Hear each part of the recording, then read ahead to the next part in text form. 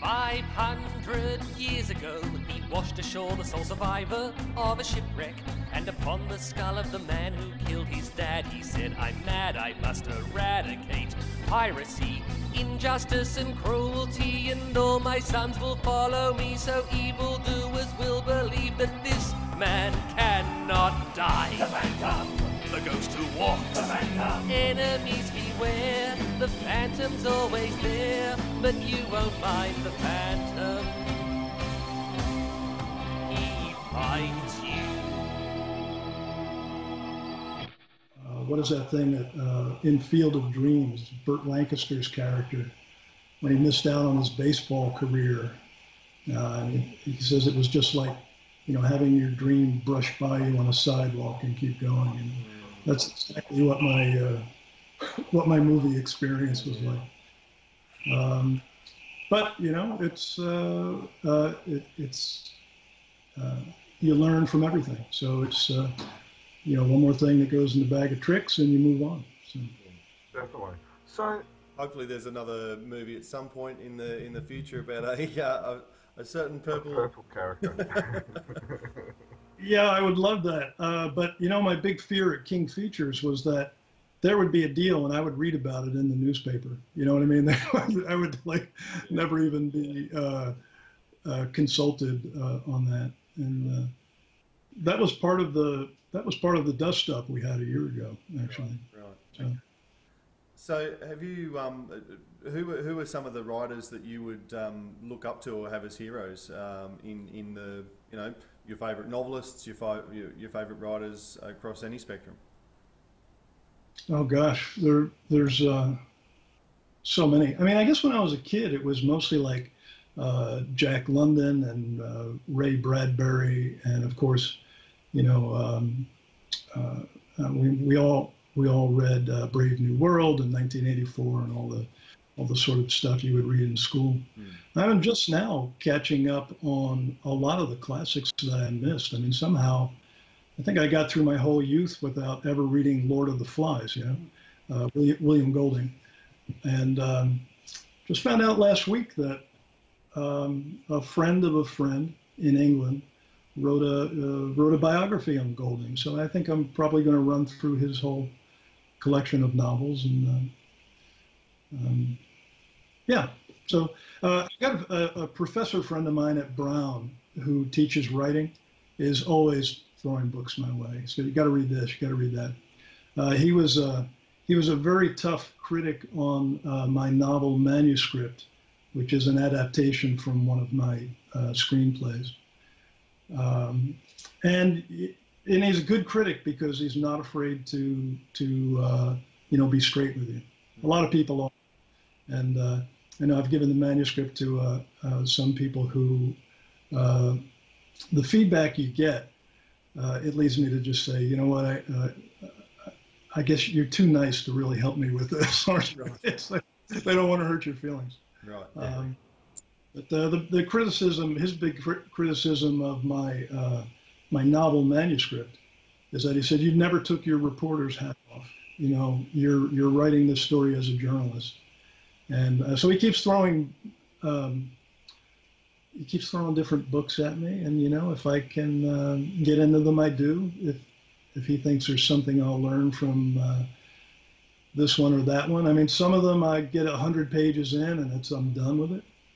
And others I get within 40 pages of the end and I'm done and I walk away. You know, it's, you know, Telegraph Alley. I mean, I just couldn't read that. And then others are delightful. I had never read A Passage to India, and I just read that recently. So kind of catching up after a very busy career. So yeah.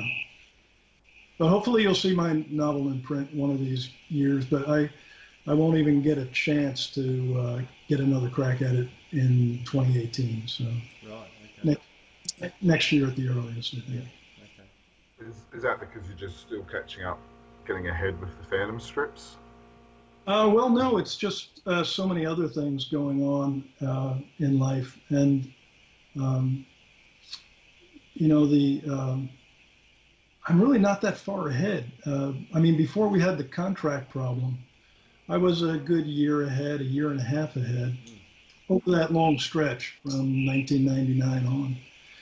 And I mean, you know, I think Jeff on the Sundays, I think he's got script for maybe the next 3 months in front of him. Mike has maybe another 5 or 6 weeks before I'll be sending him copies. So that's been a new experience to kind of write I mean, everything is plotted out ahead of time, and it's approved by King Features. And then after that, you know, as long as I know where the story is going, I can kind of send them 4 to 8 weeks at a time, and then get on to other things I need to be doing. Yeah, sure. Awesome. So, did you read comics or anything like that before, or?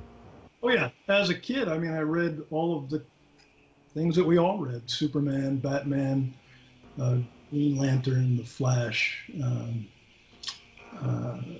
I got a little older. I really liked Archie comics. I think around 12, I started liking that.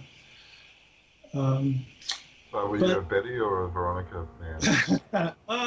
Betty. My wife is a band. Let's say Betty. And the newspapers. I mean, I read. It was probably the only thing I read in the newspapers initially.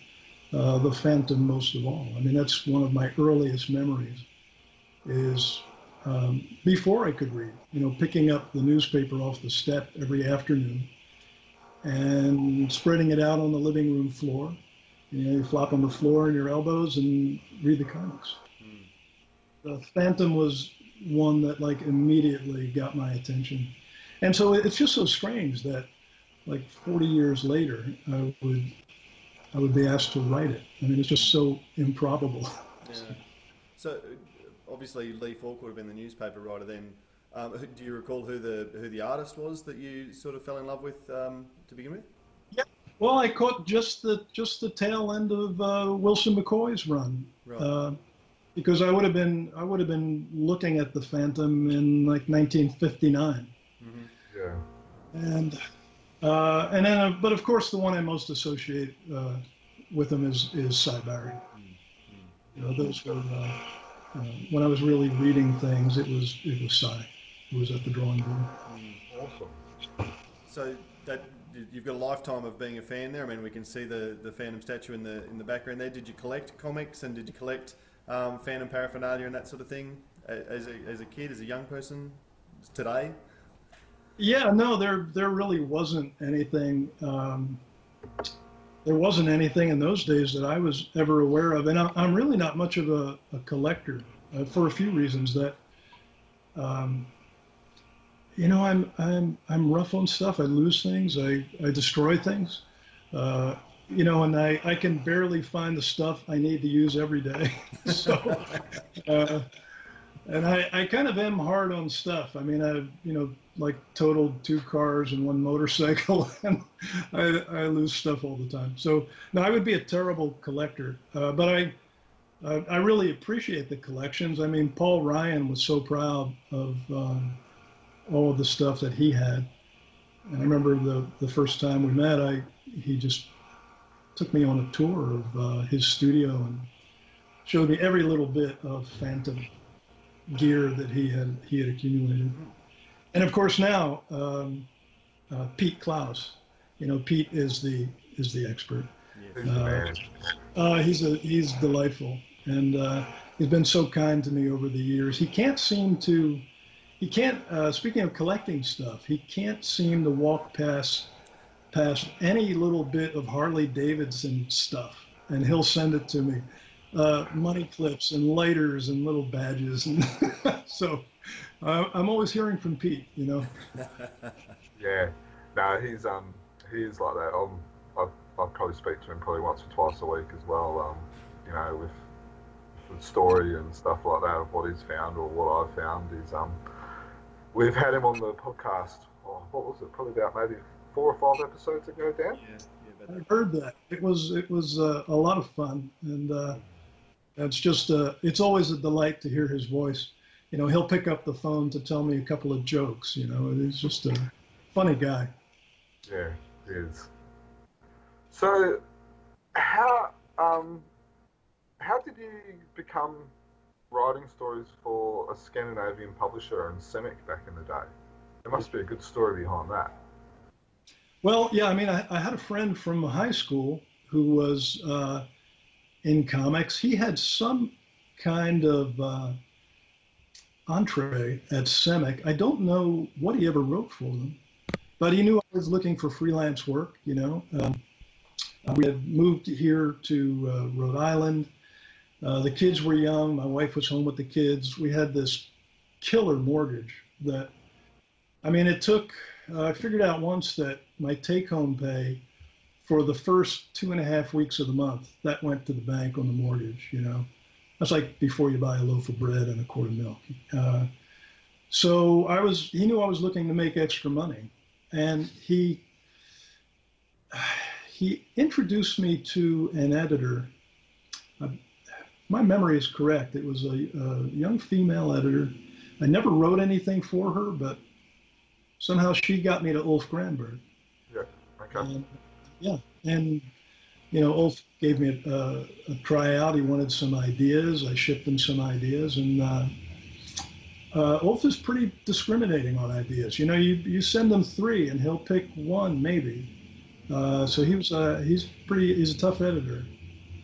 But I started working for him, and he very quickly became a family friend. He would hop on a jet and come over here once a year and stay with us for a week.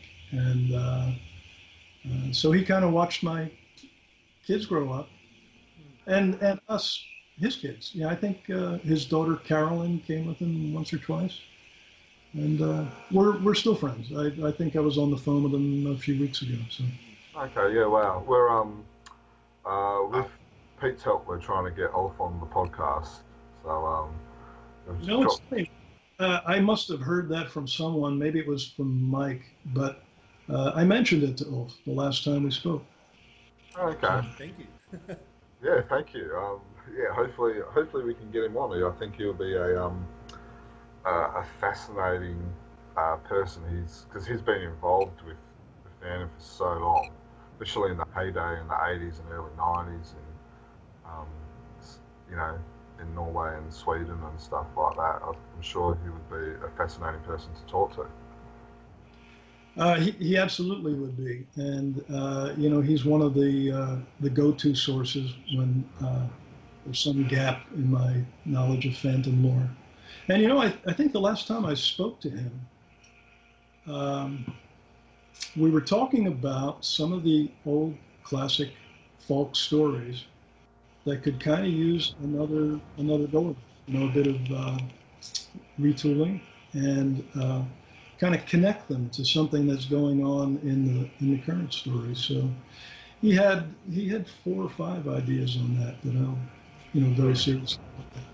Because he wrote stories as well, didn't he?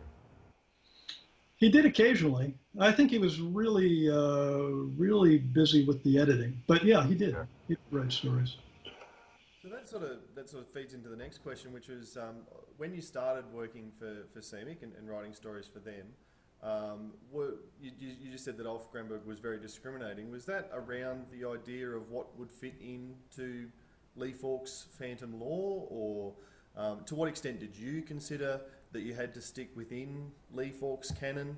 And we've actually got a question, I guess, from one of our Patreons, Callum Markin, has sent in a question asking that at that time, would you have considered yourself to be a Falkist, someone who just worked in the Falk canon, or a modernist who was prepared to take things in your own direction? Well, I wouldn't call Ulf or really that whole enterprise, Team Phantom, I wouldn't call them Falkist, because they pretty radically depart here and there from the canon, as you say. They did away with Lamanda Luaga as president, and they did some things that I thought was completely insane. Like you blew up the treehouse, you blew up the well. I think the well was a big shock. I remember reading it like, what? You can't do that. But Well, I thought that King Features really had a very long leash on Team Phantom, and they basically said, I mean, I don't know.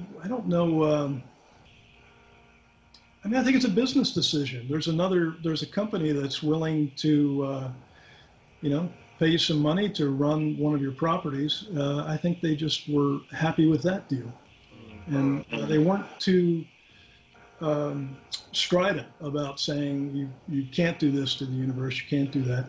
And I really think that's fine as long it's people do perceive it as two separate universes. So me, I try to stick pretty close to it, but I'm also conscious of how Falk changed things up here and there over time.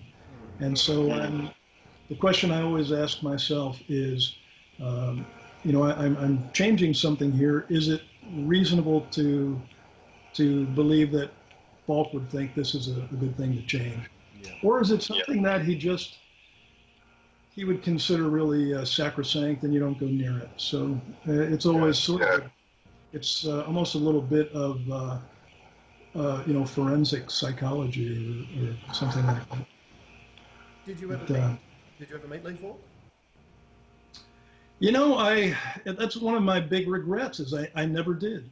And I guess it's because in that interim, in the 90s when I was writing for the overseas books, it never dawned on me that I'd be writing for the newspapers. I mean, Lee Falk will go on forever, It's sort of I haven't met Cy Barry either. And I'm feeling like, Cy's got to go on forever, The truth is, the Cy will, still be around. I'll get wiped out on the motorcycle or something. But Pete keeps trying to get me down to New York to meet Cy Barry. Yeah. I'd love to do it. Actually, Cy sent me a Phantom drawing and a signed drawing. I want to say 15 years ago. After that, I had a pretty bad motorcycle wreck, and I was in Rhode Island hospital for 10 days, getting bones screwed back together. And this thing from Cy made its way. Yeah, really a gentleman, a nice guy. Well, he's, as you say, he's still kicking on strong as we're recording this. I think it's the 13th of April in Rhode Island. And so tomorrow, the 14th, Cy Barry's actually attending a New York Comic Con. So he's still up and about even at 90 years old. So like Burt Bacharach, right? Still on stage, 90 years old. Yeah. So God bless him. Yeah, that's it. So how do you do that forensic analysis or psychologist, as you said, about trying to get into Lee Falk's head and what he might have done? Then if, without having met the man, is it more just trying to interpret his stories, or how do you do that? Yeah, I mean, sort of looking at patterns in the stories. I mean, if you look at some of the early work, 30s and 40s, for example, the art was pretty, what's the word for the way Africans were depicted in the art? It was fairly grotesque, Yes. Yeah. And, Falk knew that, the era of colonialism in Africa and Asia was ending. And I think that's why, old Colonel Weeks, this sort of vaguely British guy. I mean, he didn't have the, the handlebar mustache or anything, but he disappears one day, and there's Colonel Warubu. I think that was Lee Falk saying, you know what, it's modern times in Africa. We're not going to have this white guy running the show anymore. Time for an African to be at the helm, And then you had Luaga become president, and you had the whole, becoming, breaking from the colonialism with, and then they had the fight with General Babubu and Amanda Luaga and stuff like that, and the UN coming in and stuff like that. So yeah, there was definitely that shift. Well, you look at, I mean, he didn't make Diana a stay-at-home mom in the treehouse. You know, she had a job with the UN and had important work to do.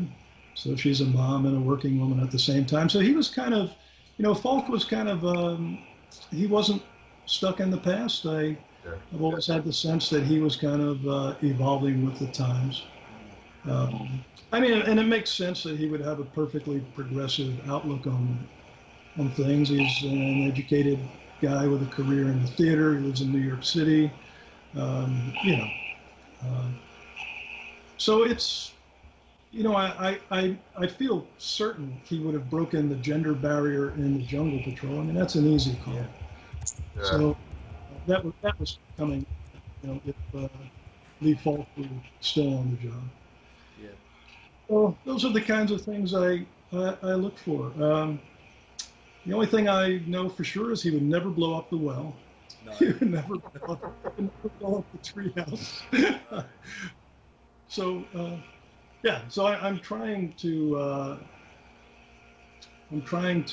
be true to the best parts of what he created. I think it's really a work of genius. I think that's why it's still around. And at the same time, I want to. I can't just. I'm going to safeguard the things that need to be safeguarded, and also bring along the things that. That's not. I don't always succeed. Yeah. The last time I wrote like the I wrote the origin myth. I think it was a week-long version of the origin myth when Paul Ryan was on the dailies. There's, you know, part of the folklore I probably should have disposed of. I thought about it and I didn't. Now I wish I did, but it was that whole thing about how the Bandar were slaves when the first Phantom washed up on shore. Yeah. And he freed them from slavery. And that falls right into this criticism that we get of, it's like, you know, the Phantom as white savior come to help the poor, you know, benighted Africans. So I should have done away with that. And if I do the origin myth again, I probably will. Yeah. I think you raised this. I think you raised it's always a judgment.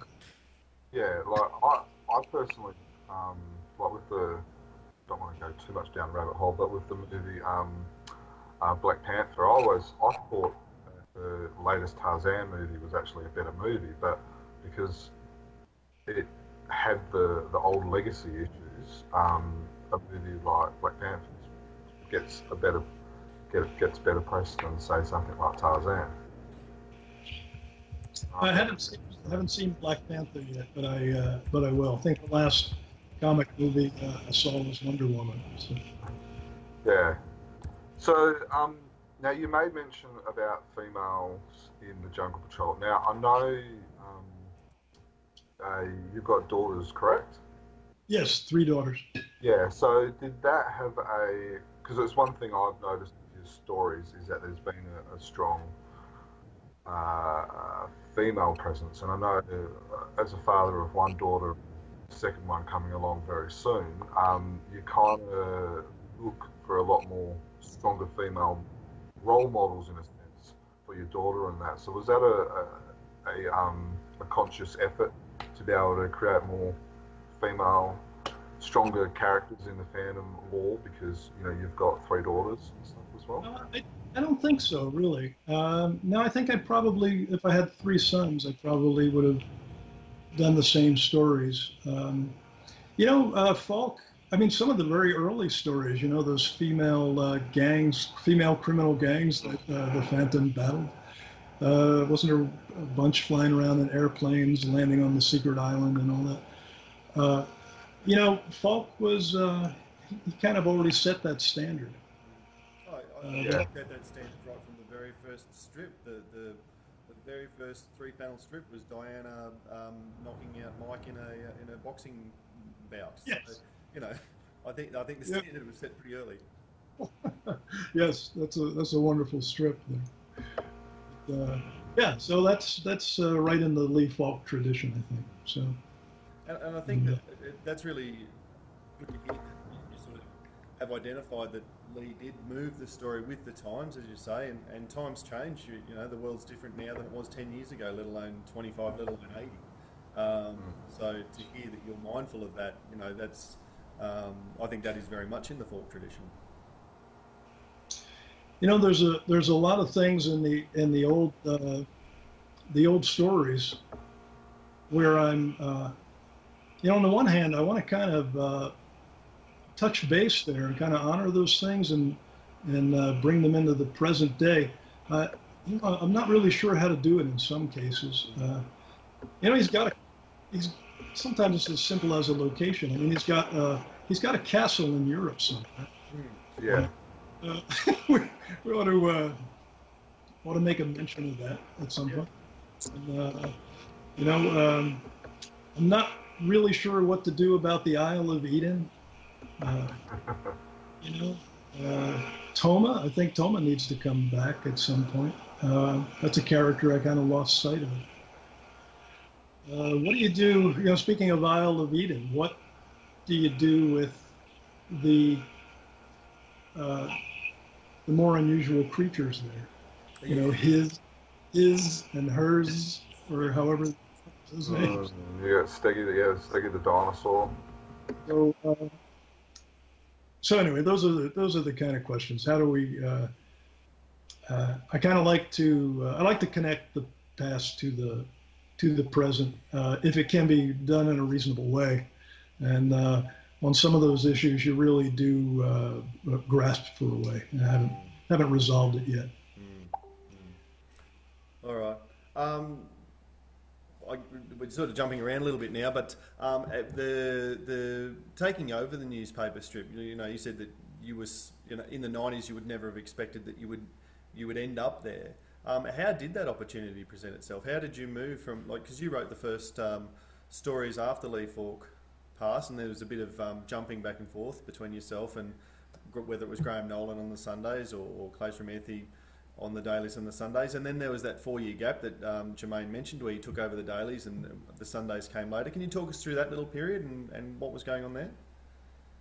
Yeah, you know, that was Ulf Granberg again, because with the suddenness of Lee Falk passing, Jay Kennedy, the editor at the time, kind of relied on Ulf to keep the material flowing. And that's why some of those first stories were, they were basically things that we had published overseas. And then we retooled them a bit for the newspaper pages. And I do remember that a lot of those, it's sort of like you agree to volunteer to do something and then you're stuck with it, you know, as I recall, a lot of that work ended up on Ulf. You can ask him about that. He wasn't getting paid to do it. And this was in addition to his regular job, which I'm sure only kept him busy for 65 hours a week. So, you know, he tried, Jay wanted to try me out on the strip and Clay's, and that's what happened. And we traded back and forth for a while. I think I did a daily and then took one off, and then did another one and took one off, and it was eventually the way it panned out. It was mine. So, but Ulf, I'm sure that I mean, Jay. I do remember this. I mean, Jay Kennedy didn't know who I was when Lee Falk died. So he got to me through Ulf, basically. Right. That's really interesting. And was the differential between the Sundays and the dailies, that was just part of the sifting through process after Lee Falk's death? I do think so. I don't recall that it was. You said 4 years. That seems like an awfully long time, but maybe that's correct. Oh, I'm going off Phantom Wiki, and it hasn't let me down before. So my understanding is that the first daily was about halfway through 99, and your first Sunday, so that was the Ghost Wall, about halfway through 99, and the first Sunday that's listed here is Terra and Moetan in April of '03. Right. Yeah, Clay's has, 6 Sunday stories here Yeah. between January 2000 and March of 2003. So yeah, well, I think that's exactly right. It was, things were getting sorted out, and Ulf was kind of getting out of the business of being a free editor for King Features. So Sure. yeah, so that's the way it happened. And look, there's probably you've already said that at times you're months or even a year ahead of the strip, so perhaps you were writing it well before '03, and obviously that's when it just was published. That may be, but yeah, my instructions from Jay Kennedy, my first editor, were I want to get 2 years of script in the bank, and I don't know why. I mean, that's an awful lot, and no one at King Features, I mean, they're lucky if they're 3 weeks. They got 3 weeks, you know. But he said, get 2 years ahead, and I never really succeeded at that. I think I got, at the most, I was maybe 20 months, so I got close to it. So we had always, until recently, until last year, the artists were always getting completed scripts. Right. Yeah, and getting them months before they needed them, so they had time to look up references and actually read what the story is. That said, I haven't yet run into an artist who actually reads the whole script. So, you know, so in some cases you have to write defensively. It's on this panel, you know, what are the 8 possible ways this could be misinterpreted that will create a continuity problem 3 weeks from now? You know? Yeah, right. When we spoke to Cy Barry, actually, he was he talked about moments of dissonance, I suppose, between himself and Lee Falk about how things were going and that sort of thing. Do you have a you've got to be conscious of how strict are you, I guess, in terms of what the panel must look like? Oh no, that's the artist's call. I mean, God, I have enormous respect for these guys. They're just so talented and so hardworking. I mean, you know, like in Lee Falk's day, I mean, he basically supported a career as a stage play producer on what he was making on King Features, you know, on the Phantom and Mandrake. I mean, nowadays, your syndicated comics writing will barely cover your syndicated comics writing career. Right. It's just a very different era. Yeah. So, I mean, these guys, they don't nearly get paid what they're worth, and they work tremendously long hours. And I had to laugh when Mike said on your podcast, right at the very end, he said, "Oh, I've been working this whole time, you know, so we can keep talking." Yeah. I mean, that's so like him. When Mike was hired to do this, and I called up to introduce myself, we talked literally nonstop for an entire work shift. We talked for 8 hours, right? And at the end of 8, and he's 300 miles away, I could have actually driven down there in 5.5 hours. But at the end of it, I said, "Oh my God," I said, "I've probably really set you back. You know, we talked for 8 hours." He says, "No, I've been working the whole time." Yeah. And they told me how many pages he had inked, you know, how many strips. So no, these guys, I mean, they don't work for me, and they're not potted plants. You know, they get to interpret the script, and that's really part of the fun, is to see how these guys interpret the writing. You know, very occasionally there will be a panel where I kind of say, "Ouch," you know, and I go back to the script, and I may find a line or a word choice where I misled the artist, you know, a little. No, they're great. Both of these guys, and I'm just so happy to be working with them. Do you actually see it before it goes to publication, or is it in the newspaper the first time that you see how it's turned out? Well, it used to be I would see them really late when there was no time to fix anything. And we had kind of a real problem on a couple of Paul's scripts on that. And so now I do see them. And I did for maybe the last 2 years of Paul's run. So I do see them when there's time to fix errors. Mm-hmm. But you know, that doesn't happen very often. It happened very recently with a strip of Mike's. But it was kind of an easy fix, and he's always happy to make it. But if the strip ran as is, it was going to create a continuity problem. Let's see, it was a Wednesday and a Friday of 1 week. It was going to create a continuity problem on the following Thursday, and so, you know, I was in touch with him, and he said, no problem, fix it.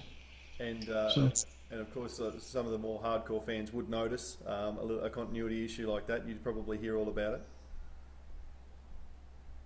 Yeah, of course. Sure, and it's gratifying that people are looking at it closely. Yeah, I probably shouldn't say much about the particulars of it, but yeah, that's fine. That's fine. But yeah, it's always a delight to see the work come over. I think, you know, just about an hour ago, I had something from Jeff, and that was Jeff will also send me rough pencils because he's sort of getting back into this character after not being around it for a number of years. So sometimes I'll pick up a glitch or two at a very early stage, and that makes it easier for everyone, you know. He just sent me one the other day that is just so well done, and he's pretty far ahead. I seem to think that strip will run in July, so he's let's see.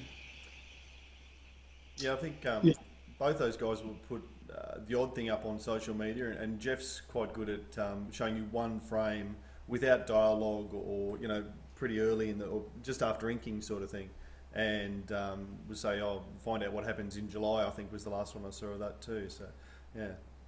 Yeah, this was July 8th that he sent me the other day. Yeah, right. So, yeah, he's doing a terrific job. So, no, I'm delighted to be working with both of these guys, and you know, all of the artists have been fun to work with. Graham Nolan, I think actually Graham paid me what may be the best compliment I ever had from a comics artist, and he told me, he said, your stories are sometimes hard to draw, but he says, I love drawing them. Okay. I don't remember which story that was in particular. But yeah, well, you know, they've all been great. Terry Beatty, a wonderful guy to work with.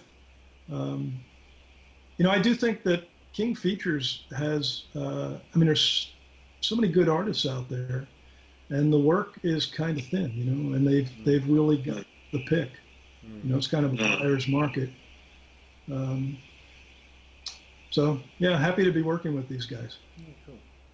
We might just, I did have a question that we had later on, but another one of the guys who have contributed a question for us, one of our patrons, is Sean Bassett, and he's asked, do you actually vary the plots of stories or the scenes within the plots of stories to suit the strengths of a particular artist, without naming names necessarily, but are you mindful of which artist is drawing which story, or that doesn't come into it? Yeah, no, not really, because they can kind of do it all. You know, sometimes, I mean, some artists really hate to draw certain things.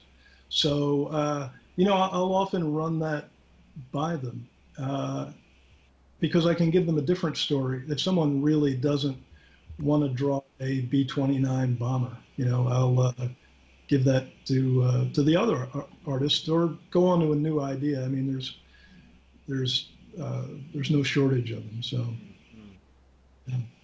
And have you ever met any of them personally? You just mentioned speaking with Mike for a long time, but catching up face to face. Mike's been on for 2 years. I haven't met him in person, though. I keep threatening to. He's only 300 miles away. And we both love Vietnamese food. So there's a great Vietnamese restaurant around the corner from him. And I know the place where he lives because I grew up maybe, I don't know, 2 miles from there. He's just on the edge. He's just on the edge of one of the older suburbs in Philadelphia. And I grew up in West Philly. And we used to walk up to this area where Mike is in Upper Darby. So I'm going to get down there sometime soon. And Jeff is out in Illinois. You know, if I can get headed west on the motorcycle this spring or summer, I'll be stopping in Illinois. Cool. It's interesting to sort of think that these people who are working together to create something that we love so much have not necessarily laid eyes on each other. Well, you know, I worked for Brendan Burford at King Features for 14 or 15 years before I ever met him. Right. And I've never been in the building, so that may be surprising. In 18 years, I've never been in the building. So, yeah, the Hearst Tower. I'd love to see it someday.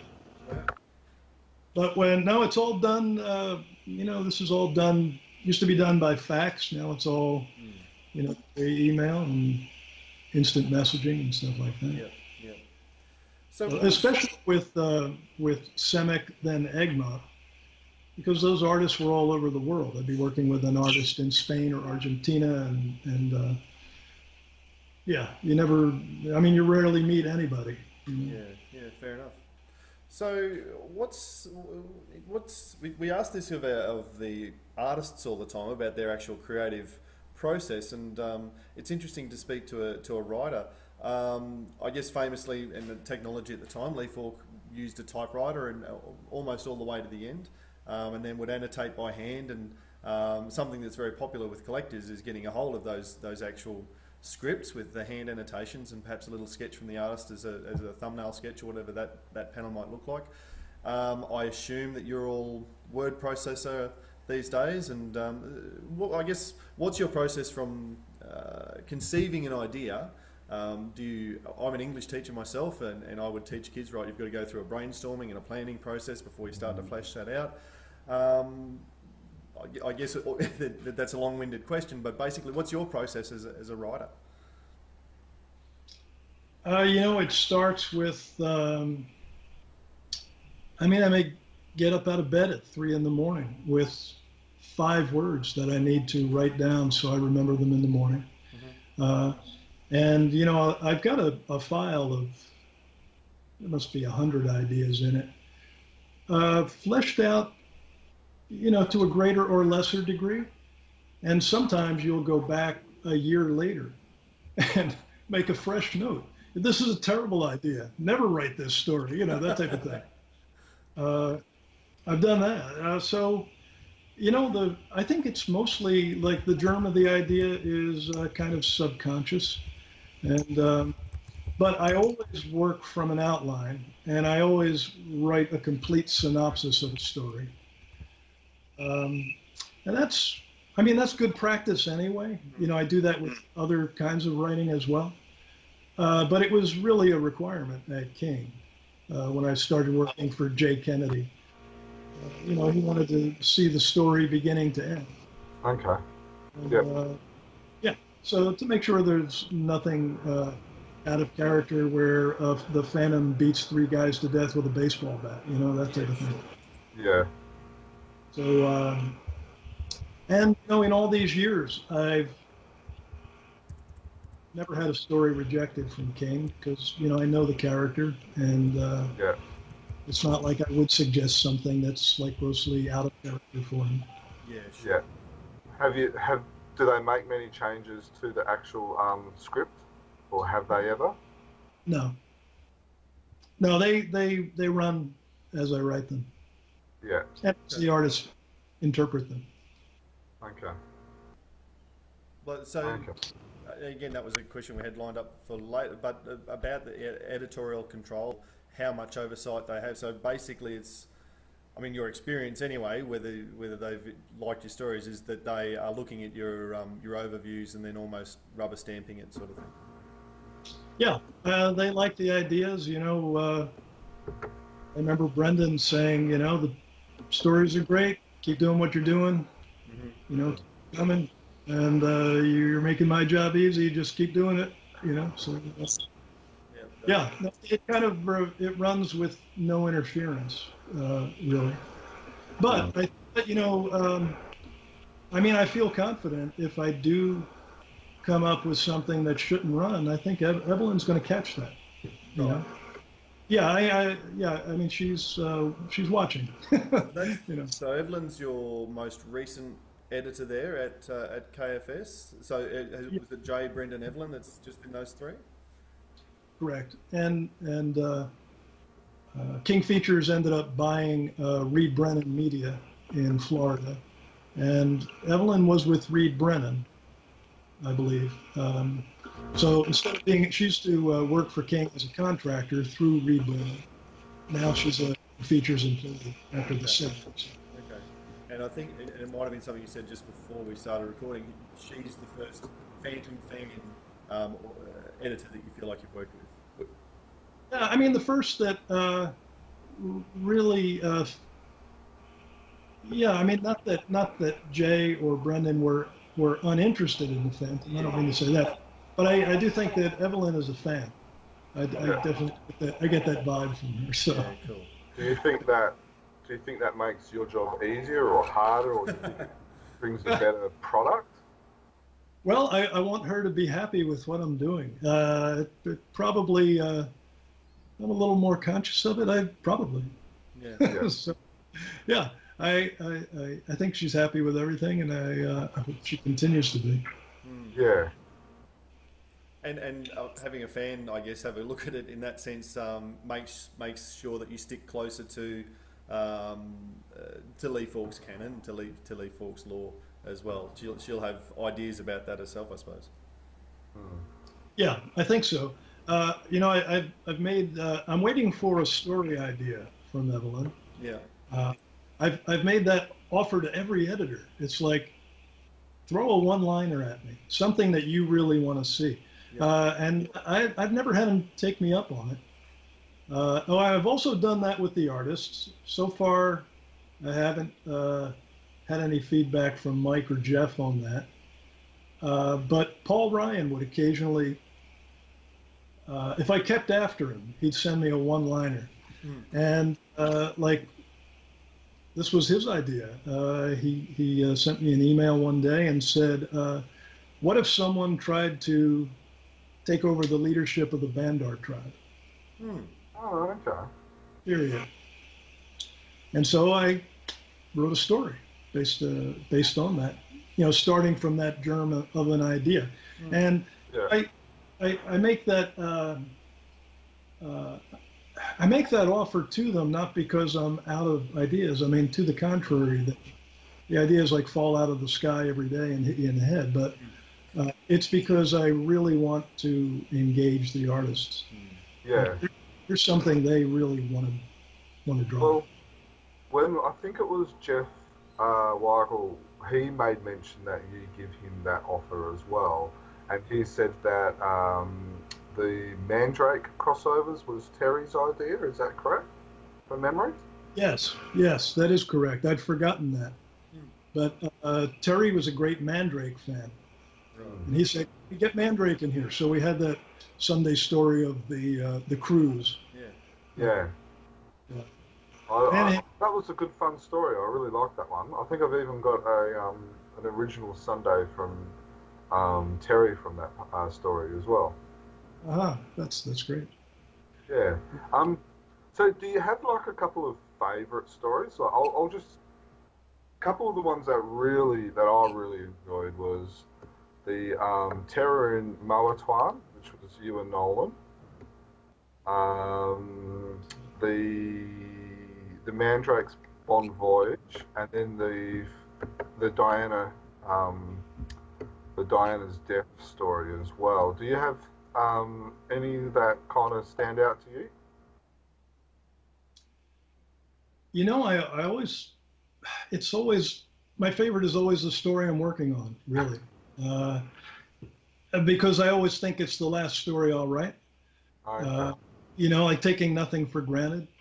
Like, you know, the piano falls off the hoist on the 12th floor, and that's the end of your writing the Phantom. You know, that type of thing. Mm. Uh, so, you know, I really like A Reckoning with the Nomad. I think people are going to be surprised at that. And I kind of, you know, I almost couldn't stop writing The Rat Must Die, the one that Yeah. Jeff is working on. Yeah. It kind of turned into two stories in one. You know, the first half of it was showing how the Phantom gets in and out of Boomsby Prison.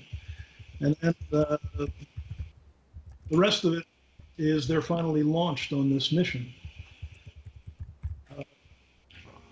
So And that it's was exclusive. one, that was also a script that I called back after sending him the rest of it because I wasn't really happy with the way I had ended it. Yeah. And it kept bugging me and bugging me.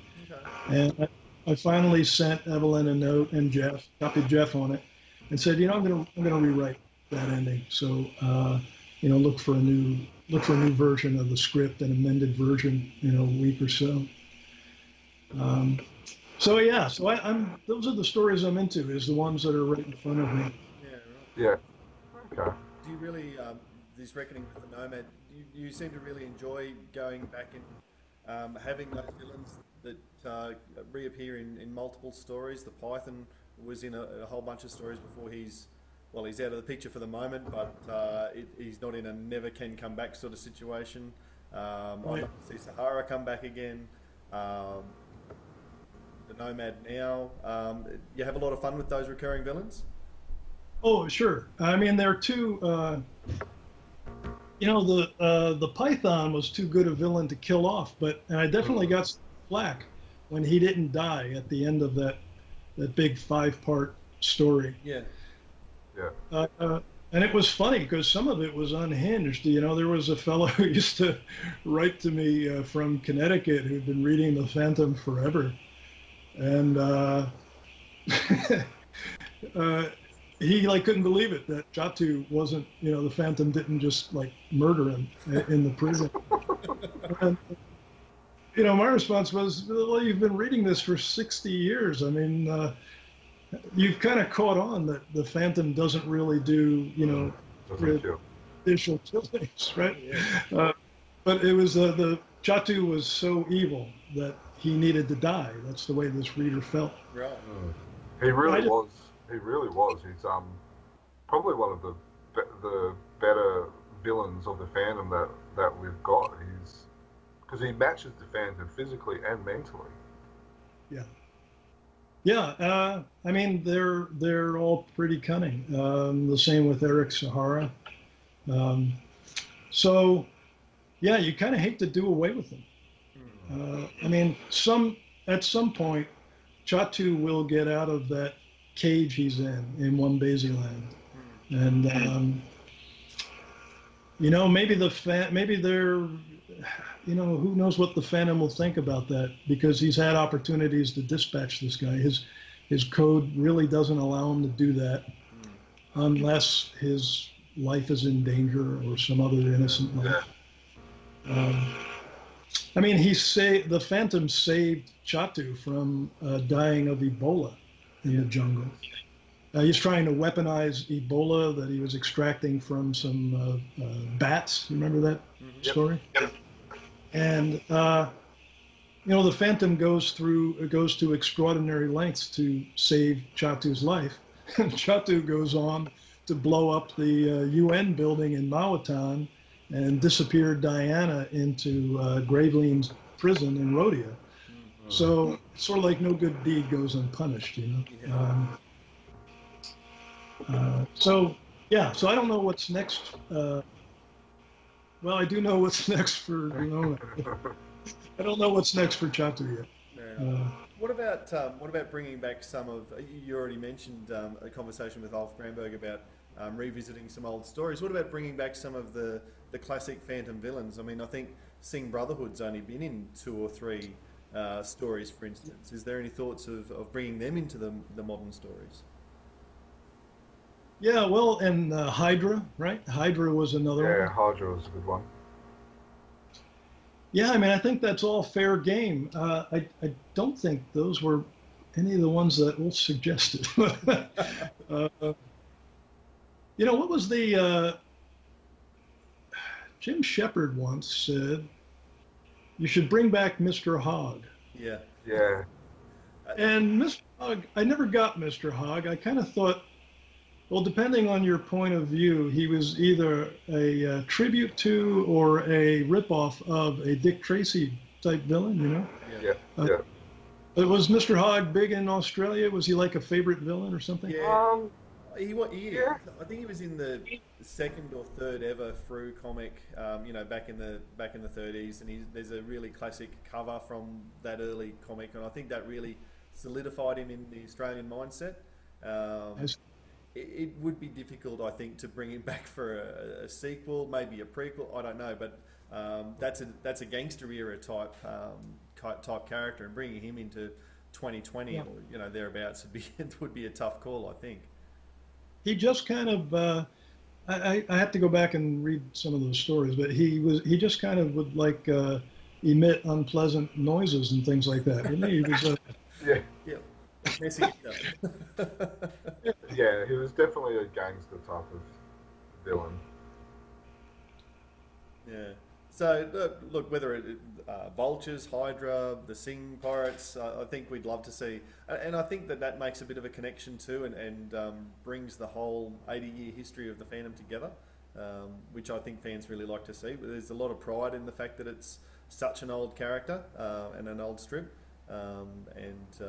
yeah, I think tying those sorts of things together are what a lot of readers enjoy seeing. right. Yeah. Right. Yeah, you know, and one of the things that you talked about with Mike, you know, the 82-year continuity and all, and how realistic is that to, you know, for this Phantom to have been around that long. I really, you know, it really doesn't bother me very much. It's a little tricky on some stories, like the Aeronaut. I don't know if you remember that one. Yeah. You know, that's where the Phantom he's kind of representing himself as his father and his grandfather. Now, you can't really use those terms because you're talking about things that happened in World War I, and here he is, you know, it's an entirely new century. So, you know, I kind of wrote around that problem simply by referring to those previous Phantoms as the 19th Phantom, the 20th Phantom. You know, you can kind of skirt around that. But, you know, the continuity, I think, when I go back and look at the old, you know, Moore or McCoy stories, it's sort of like that's an artifact of our Phantom set in that particular time. I'm not really bothered by that. So that's a long way of saying that it makes eminently good sense to bring those old elements of the Falk universe forward, because I mean it's all of a piece. Yeah, sure.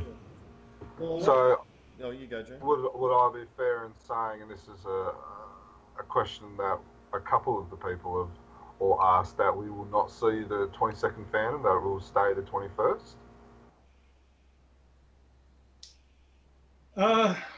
Well, You did tease us with this in Yeah, Curse. the Curse of Old Man Moz. A lot of fans. We even did a whole podcast on like the first couple of stories of it, first couple of panels of the story, and then a lot of people started picking up reading the comic every day because they wanted to be there when the 21st Phantom died, and it was being passed over the 22nd. So, but from what you were saying, it kind of sounds like that the 21st Phantom was here to live for as long as you're around. well, I'll say this. I know how he dies, right? Because when you live with these characters for and not just the Phantom character. I mean, even on scripts, screenplays that I've been writing on for 20 or 30 years, you know, and revising. You know, these characters really do speak to you, and it's kind of difficult to explain. I mean, another writer would instantly know what I mean. You'll work on a character for years and years, and you find yourself thinking, you know, I wish this guy didn't think that way. I wish this guy didn't say that. You know, I wish he were a little wiser, a little smarter. You know, but the character really does tell you what their nature is, what they're going to do. And so sort of having the wide lens on the Phantom canon, I guess I think I know how he dies. But King Features will never let me kill him off. That's my opinion. Yeah, I mean, I've never discussed that with Evelyn. I mean, she might surprise me completely. But my guess is that it would be a bold move. The media business is so rocky and so uncertain. They're going to want to keep with what works. You know, I could case that it's time to kill them off, but I think it would be a really hard sell. You know, I don't mind making that case and seeing what they say, but I mean, in my own mind, I know where he dies, how he dies, why he dies, and you know, I think this will just sound strange to you, but he doesn't come home to the Skull Cave. His body is the first to not be in the crypt. And maybe he's buried under another name. But it's something that I'm always thinking of. And you know what? Now that we're talking about it now, I will wake up at 3 in the morning and get up and write some notes on it, I'm sure. It's the way it happens. Your subconscious is always working. I mean, the storyline with Kit Jr. and Heloise off at university now, they're at the age that Phantom 21 was when he took over. So I guess that's part of where the fans are coming from, is we're getting to a pointy end with those kids just about ready to take up the mantle. Yeah, I mean, I guess that we would have to enter a period where time really slows down in order for him to survive. But, you know, the twins are 15 now, so maybe there's a little bit of room for them to grow a bit. They've just left home. But yeah, if the kids were in their 20s, right, I think it would be time. And I hope I could, I mean, maybe it won't be on my watch, but I hope I could do him justice with the way he comes to an end. But and actually, maybe what's kind of developing in the back of my head now is that if his body doesn't come home to the Skull Cave, he's still in the strip. He's still kind of a player, you know. Is that if this because the Egmont famously did the 22nd Phantom story last year, which is you would have read that, I'm sure. But the Phantom has just not come home. Is that a way that you would look to tie the stories in together? Are you mindful about what Egmont are doing when you consider what you're doing, or? No, I am completely out of the Egmont loop, and I don't know this story. So there you go. Okay. I will very occasionally get an Egmont comic in the mail, and I don't know why. You know, I'm clearly not on their mailing list anymore, and haven't been for many years. But once or twice a year, one of them will arrive here, and it's one of your stories be in it, or just occasionally they're mine, but often they're not, and so they're in Swedish. I can't read them. The only way I could read them was when Fru republished the Egmont stories, you know. And do you get many Fru comics? Well, occasionally I did get the Christmas edition. Where I think it had 3 of my stories in it, and that was fun. Yeah. Because I remember sending you some of the Johnny Hotwire stories, and I think from memory you said that was the first time you ever saw one of your own stories in English? When would that have been? This is probably about 5 years ago. Okay, I do remember the Johnny Hotwire stories. I'm not sure that would have been the first time I saw them. Okay. Yep, no, in that's England. But, well, maybe it was the first time I saw the Hotwire story. Yeah. Maybe that particular one. I don't really recall. But, you know, this is what I mean, that I'm a terrible collector. All the stuff that it's in a box in a dry loft in a shed outside. And probably when I'm, you know, haunting my urn, someone will go through the shed and find all this stuff. So. Yeah, so I just wanted to go back to when you were saying about how the twins are 15 now. So you raise a great point. Like, the twins were born in what, 79? Yep. There was a story in 1987 called The Twins' 8th Birthday. So in that period of time, there was actually 8 real years and 8 comic years. And now from 87 to where we are now, which is, how many years is that? Where's the maths teacher? 29 years. Yeah, so 30 years. They've aged 7 years. So it's I don't know, it's an interesting way of it's interesting. They're frozen in time at different periods. Well, kind of like in Family Circus, you know, Jeffy was, you know, 5 for 40 years or something. Yeah. Well, you're entirely correct that you know, the transition will happen at some point. I don't know if it'll happen on my watch. Now, certainly, if it probably won't if Mike Manley's guess is correct. Yeah. He thinks that we all turn into pumpkins in 10 years. So, do you feel what are your thoughts on that comment? No, I'm kind of optimistic about it, only because I think, you know, you look at how many, I think good stuff survives. You look at how many young kids really appreciate music from the 60s and the 70s. I mean, my youngest daughter, who is, what is she, 31? She's so into Frank Sinatra, you know, from the 40s and the 50s. And so, you know, I mean, you know, the Phantom is different from every other character out there. And I remain hopeful that he can find kind of a new fan base. Now, I don't know what the delivery system will be. Mike might be completely correct in that, you know, newspaper syndication as a vehicle will end, and maybe there won't be enough web presence to support the strip.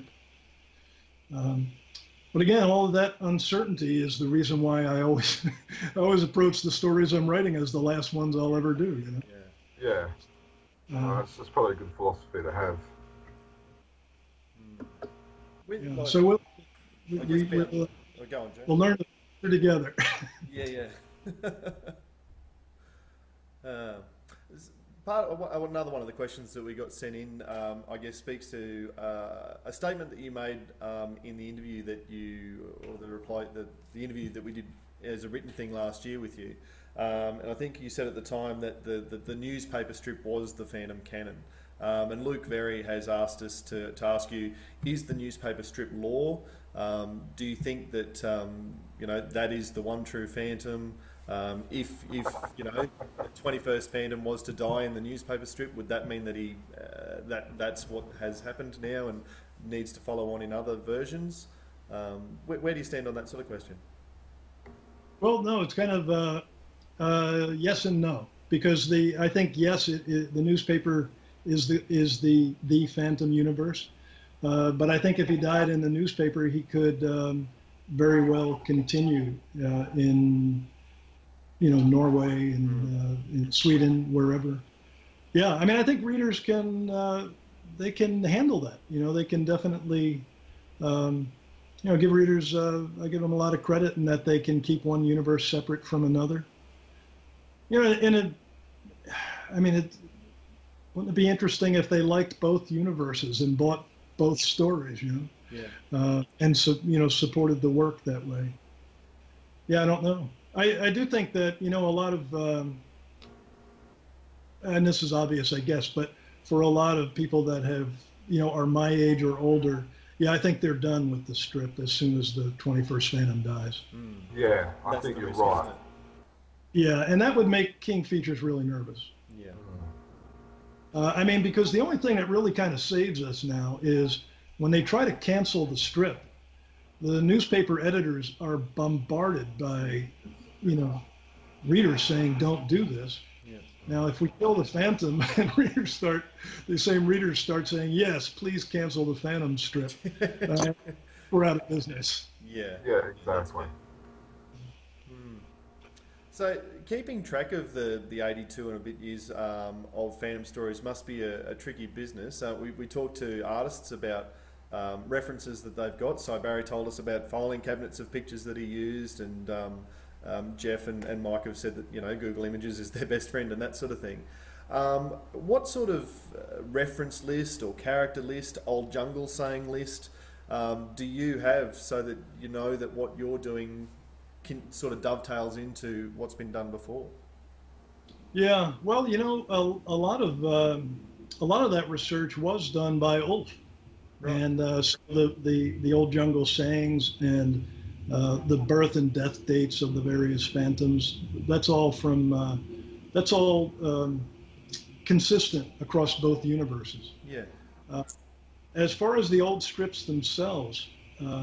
It's funny you mentioned that, because I just noticed maybe a few weeks ago that there's a site that I'm unfamiliar with where they're saying you can download all of the originals in digital form. I've got them on CD, and they're really clunky to try to navigate.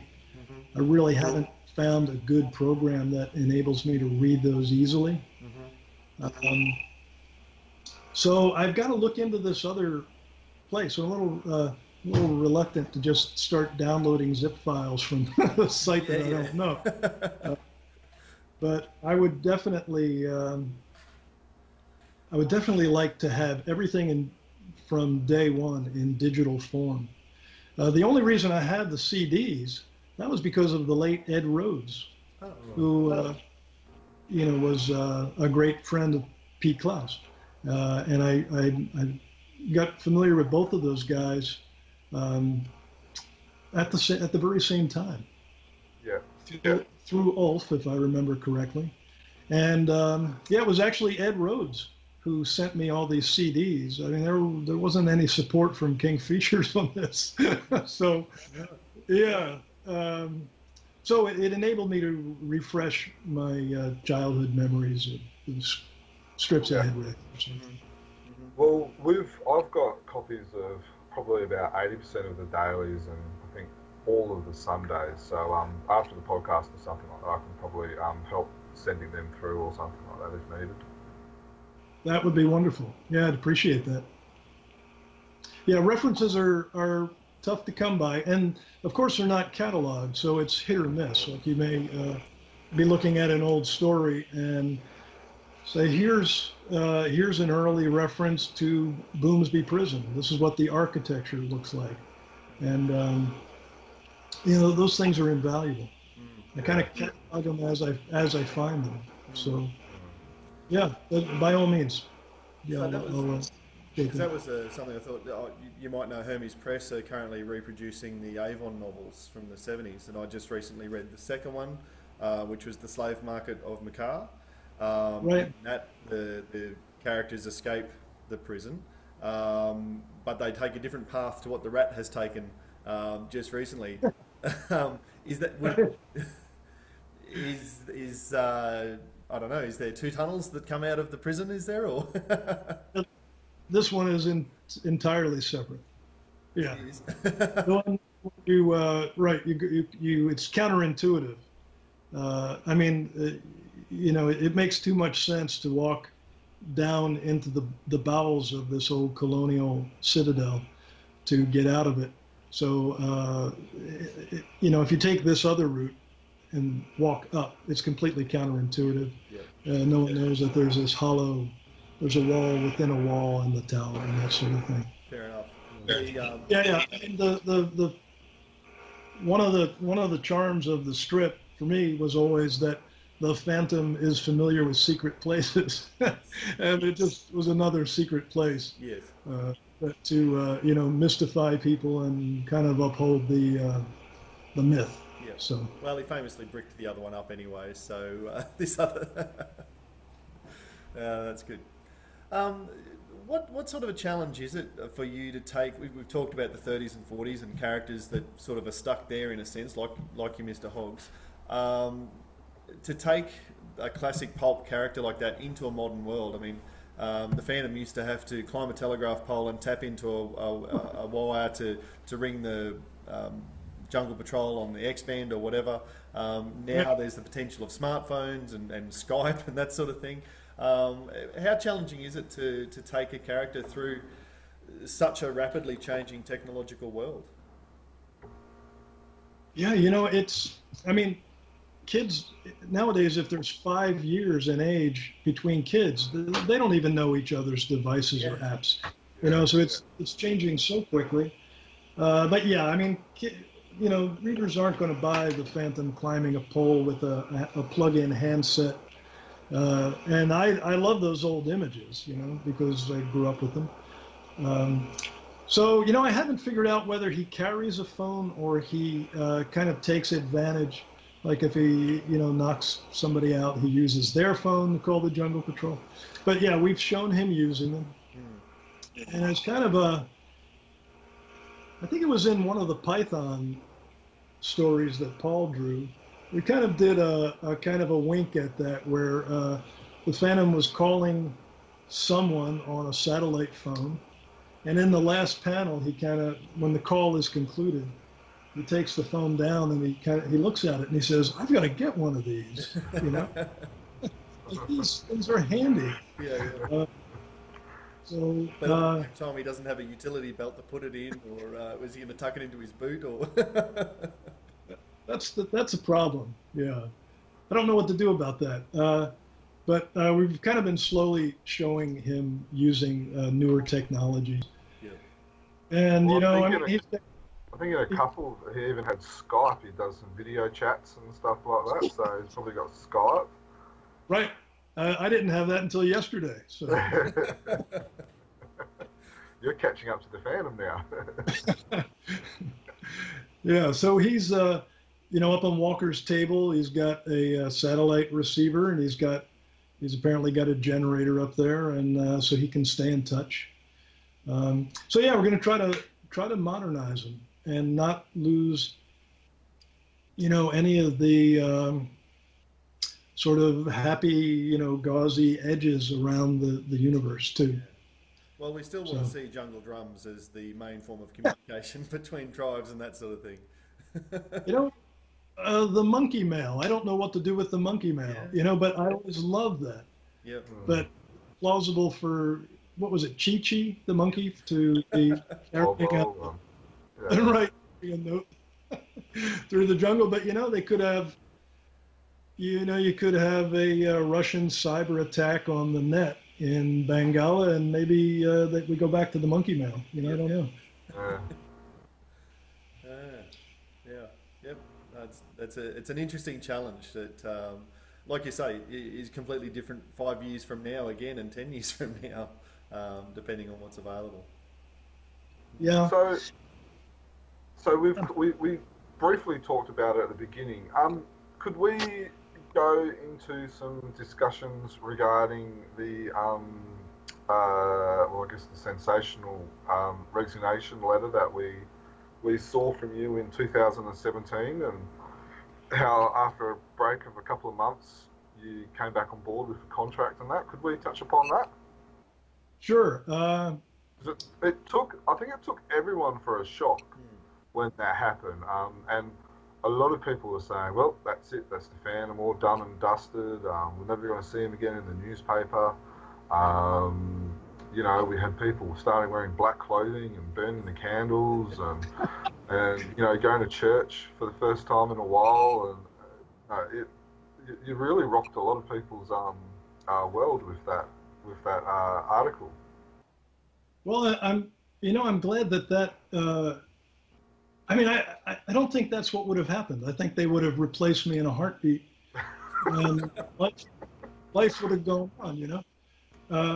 But I think it was the problem for them was I walked away with the copyrights to everything I'd written, you know, and that was a serious problem. I mean, that was a gap in the chain of title to the Phantom character. I mean, that's and I didn't want to do that, you know. I mean, basically, I had worked for 17 years without a written agreement. You know, and I think it was because, I mean, you know, maybe it was because Jay Kennedy was running it all by remote control through Ulf. You know, Ulf certainly wouldn't care about whether King Features has contracts in place. He was editing copy and getting it into the paper. But that was an oversight on their part, and it came up. You know, that issue would crop up every 5 or 6 years. You know, someone would say, "Hey, you don't have a contract," and I say, "That is correct." And they say, "Well, we got to get you under contract." And I'd say, "Well, that's okay. We can do that." And you'll get a call from the lawyer. And so, on, I think one occasion, someone actually did call and ask me a bunch of questions. And then that just went away. And 5 years later, someone said, you know, "Hey, you're not under contract." You know, I mean, all media companies are like this. This is not to knock King Features, you know, because I mean, I've worked for media companies my whole adult life. It's all chaos. You know, people talk about the people who don't know how media works, talk about, oh, the media is pulling all these strings and it's doing this and there's this conspiracy. It's like, no, they're trying to get through the day. You know? You don't understand. It's just complete chaos. I catch up. Yeah. I mean, there's enormous amounts of information moving through these companies every day, and they're just trying to, you know, meet deadlines, and bookkeeping issues always fall by the wayside. So anyway, finally, the long and short of it is, 17 years into my no contract status, they say, "We got to get you under contract." So I said, that's fine, perfectly happy to do that. But it was backdated for 17 years. So it was kind of a do-over, you know. And I just said, "I'm not going to sign this." And they said, "Well, you are if you want to keep writing the Phantom." And I said, you know, we can have that discussion, you know. You know, I ended up having to get a lawyer to represent me, and someone who specialized in intellectual property law. And his... The backdate contract, was that basically saying that all the characters you created was their property, you didn't own it, and stuff like that? Yep. Yeah, correct. And, you know, I mean, I took the position that these are all new characters, you know, if you're going to license or if you're going to sell options to movie producers, and they can take characters that I created and use them in a Phantom movie, you know, I think it's fair that I, you know, get a free ticket to the movie or something. You know, I mean, we should get to that. I would like a popcorn and a soda or something. And you know, like I say, and it's not a knock on King Features because they are of a kind. You know, all these companies run this way. Is that the you know, where the rubber meets the road, like the grunts, the talent, they are last in line for chow. You know, and so, you know, I took the position that we have to have, the deal we offered was just help me with my legal fees a little bit at this point. And if you make money down the road on some big movie, I would like to be cut in for a tiny share of that. And that would not fly. So I walked, you know, and they were floored by that. I do know that because they called, their lawyer called my lawyer and said, "Okay, so what do we do now?" And he said, "We don't do anything. The guy quit. Why are you calling me, you know?" And they said, no, really, how do we proceed? Right. And so they clearly didn't expect that.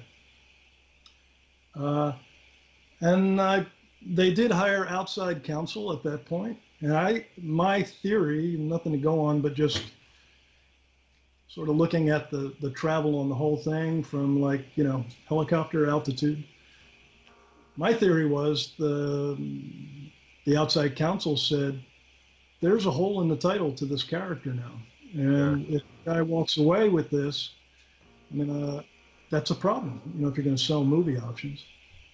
And, you know, the movie options are really valuable. There was I don't know if you knew this, but one of the options they sold on a Popeye movie that never happened became public. It turned up in, like, remember when the North Koreans hacked Sony?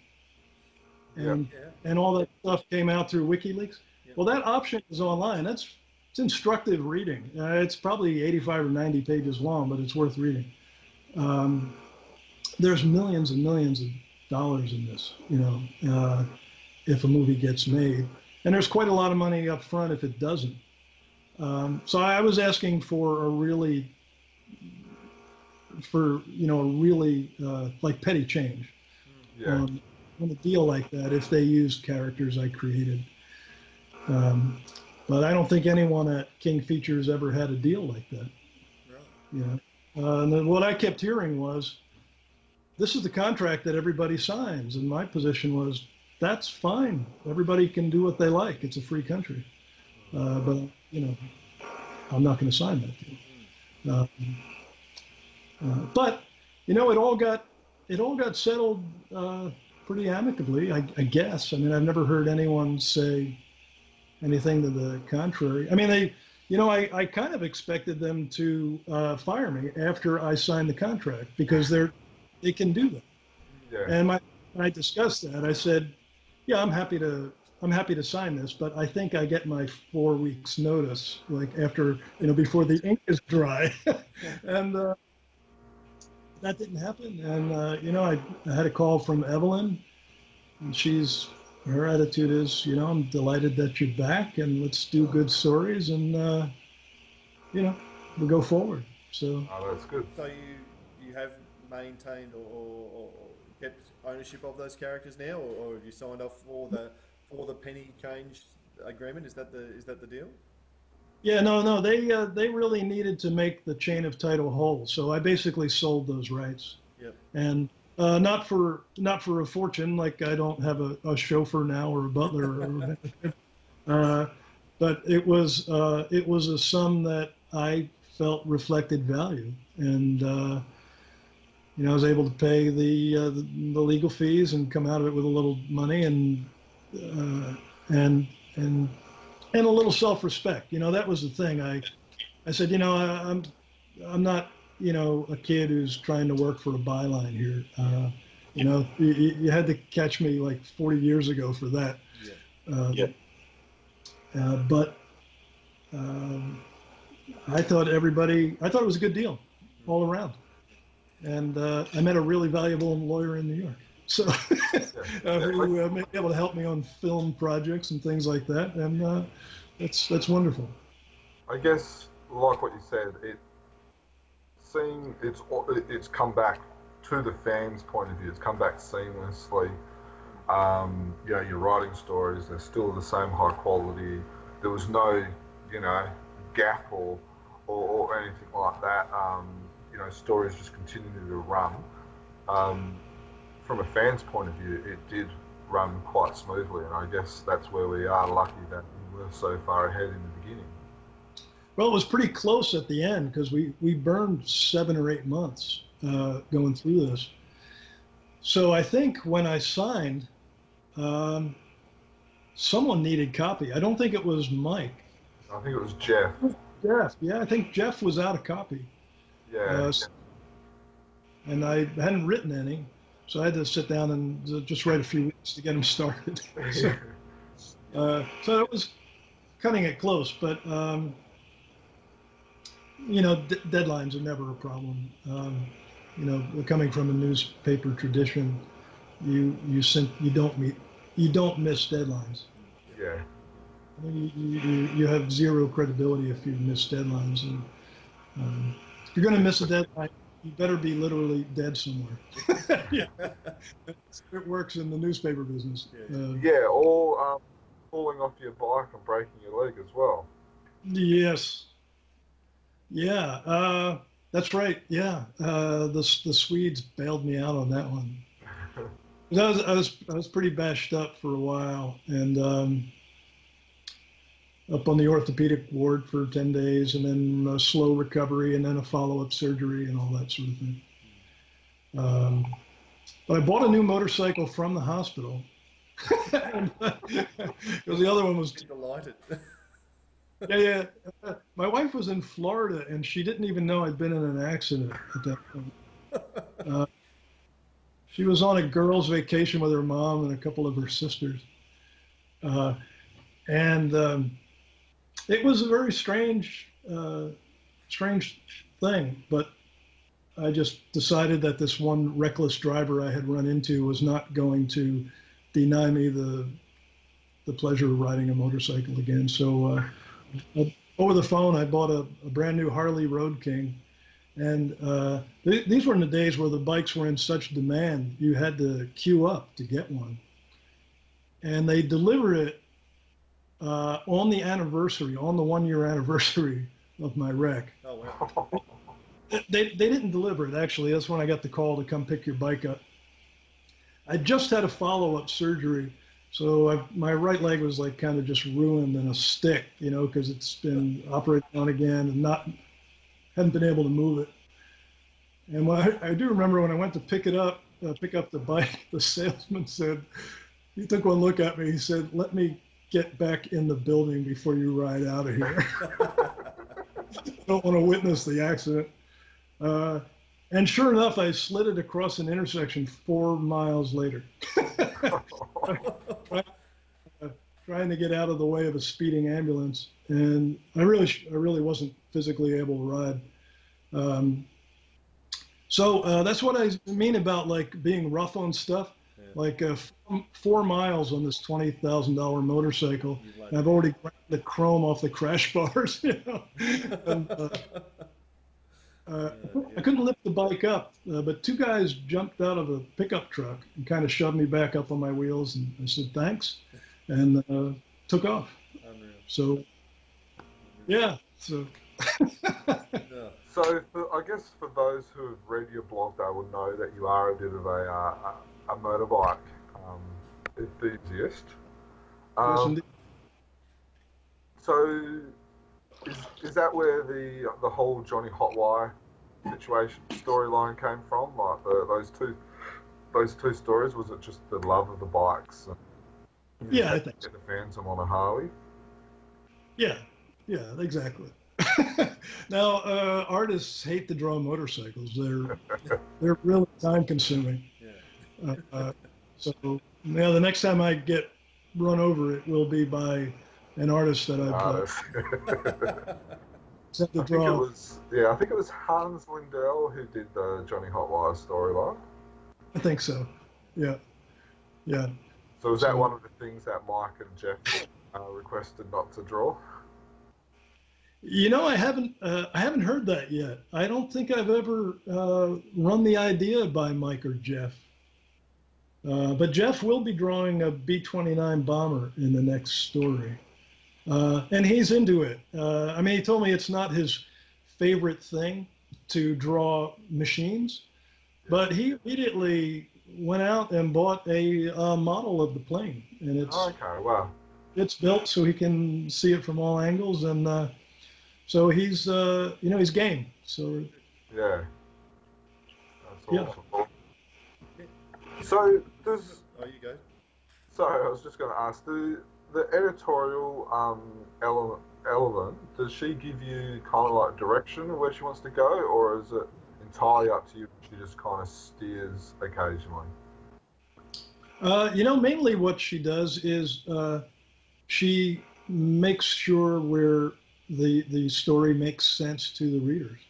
Yeah. She's looking at it from the reader's point of view, and she'll catch errors in, well, even the lettering and that sort of thing. Sometimes I'll see the proofs and they look good to me. And when I see them again, I'll see things that she spotted and have been changed or corrected. Yeah, so she's watching, and it's good to, you really, everybody needs an editor. You really do need another set of eyes. Because sometimes you looked at something so long, you don't even see it anymore. Yeah. Yeah, You know? Yeah, yeah, well, certainly that's certainly something I would say to my students when they're writing is you know what you meant to write, so you see it there even if it's not there. And like you say, that second set of eyes is always going to be a handy pickup. The brain is very good at filling in gaps in copy, Yeah. and you're reading things that really aren't there. Yeah. But a good editor will save you every time. I'm all for it. Yeah. Now, you mentioned before, and you've sort of about the idea of a Phantom movie. Do you think that you'll see a Phantom movie in? Will that come to a fruition in the next 5-10 years? Is there possibilities? Do you think? You know, I guess I'm not too optimistic about that. If the Phantom were better known in the States, then I think I'd feel better about the chances.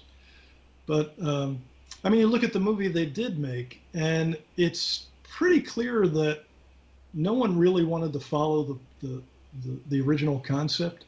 You know, they took such liberties with the universe. But yeah, I would love the opportunity to write it and to be true to the Falk universe in it, and to not aim it at little kids. You know, I think they were mainly trying to sell like action figures in Happy Meals and things like that, which is kind of maybe it's a reality, an a fact of life in the world of movie financing, you know. And for me as a writer, it's easy for me to disregard all that and just say, no, this is the story. I don't care about cost. You know. Even there with, like you say, I agree. I think it was pitched at kids, but then there was still some strange choices made in that Quill swears, for instance. He says shit or something like that pretty early in the piece. And when I watched that with my 6-year-old, my wife looked at me and said, well, you know, this isn't appropriate. The rest of the movie is, but that's an odd dialogue choice. Well, and also the thing with the guy who gets the knife blades out of the microscope. Yeah. I mean, that's pretty, you know, hardcore violence, and for a, I can't really recall whether, I don't think we actually saw that happen, but we certainly knew it had happened. Yes, that's right. Yeah. Yeah. So I don't think I'd want my 6-year-old seeing that. No. It may not have been my Father of the Year moment. Although it was because you're trying to get your 6-year-old into the Phantom. My heart was in the right place. You know, that's always a question about violence in the Phantom strip. I mean, you know, we all know what Falk felt about that. In this day and age, is it realistic at all for the Phantom to be shooting the guns out of people's hands? You know, especially with like an M1911. You know, so there's actually something coming up in the Reckoning script, the one that Mike's working on, where we're trying to deal with violence on 2 different levels, and I hope it works. I don't think he's drawing that week right now, but he'll be drawing it next week, where we're trying to. There are things happening where I would like the little kids who read this to miss it, and for the adults to get it. Yeah. Right? I mean, you make a decision depending on what's on panel or off panel. You kind of make a mental decision on is this covering fire, or is he doing away with the heavily armed men who are threatening him? So I would like the adults to be able to read it one way, and kids to kind of blithely think, oh, he's just, you know, he's shooting off his guns, so the other guys put their heads down and he can run away. Yeah. So I think you're going to see a couple of scenes like that in the next couple of weeks, and it's a tricky thing. Yeah, the violence aspect. In a movie, I think you have a whole lot more running, you know, in a feature film. But in the strip, that's going to be on the breakfast table. Try to be really careful about that. Yeah. Is it also potentially a tricky time for a Phantom movie? You've talked about the idea of this, you know, the white savior in the African jungle, and Black Panther's been so hugely popular, and because of the you know, the way that the racial relations are all taken care of there, is it a difficult time for the character of the Phantom to come out into a movie? Yeah, you know, it might be. I mean, what I keep trying to show in the strip is really how he's so dependent on these African people that he lives with. Yes. And he's an African himself. Yeah. I mean, to say he's you know, so dependent on the tribal peoples that he lives with. I mean, Babadan just saved his bacon, you know. Yes. You know, he's kind of I mean, he's so dependent on Goran to doctor him when he needs it, and just to be his advisor. And yeah, I mean, it's very clear that if you remember the story I referenced, that was kind of Paul's idea, Yes. where he said, you know, what if someone decided to challenge Goran for the leadership of the tribe? You know, the way that was written, the message that Kit and Heloise kept getting from their father is, this is a Bandar matter, because they wanted the Phantom to get involved, and that was that theme that I was exploring there. You know, because they're so attached to Goran. I mean, Goran is another father figure to them. Yeah. And I think at one point it was Kit who said, we're Bandar, you know, we might as well be. We live with the Bandar. All our friends are Bandar, you know. Yeah. And that was all a really conscious effort on my part to show how integrated, well, not integrated literally and figuratively, the whites and blacks are in this, in the deep woods. Yeah. And, you know, Kit was, Heloise was much more mature than Kit. Kit was saying, you know, Goran is the guy. This is what's good for the tribe. And if you, the Phantom, speak for Goran, you know, he's a shoo-in. And the Phantom keeps saying, this is for the Bandar to decide. We're not Bandar. Yeah. Yeah. So I do think if a movie production kind of continued along those lines, really trying to honor the status of the Bengalan people. Yeah. You know, I think it would be fine. Yeah. Yeah. No, that's good. Maybe I'll have a different opinion after I see what a great job they did with Black Panther. I don't know. Yeah, yeah. I hate to go to theaters because I end up in fights with people in theaters, you know, because they're rude. So. Yeah. Fair enough. There was a guy who, I forget which movie it was we saw, and it was in a kind of a serious, like a drama, where the place is quiet. And I hear someone clipping their fingernails, you know, in a packed theater. The person, you know, what a pig, you know, I mean, he's clipping his fingernails, and then you're kind of you're trying to watch the movie and involuntarily counting the clicks. And I'm thinking, all right, good. Okay, he's up to 8. Okay, 9, 10. Probably by 30, he better be done.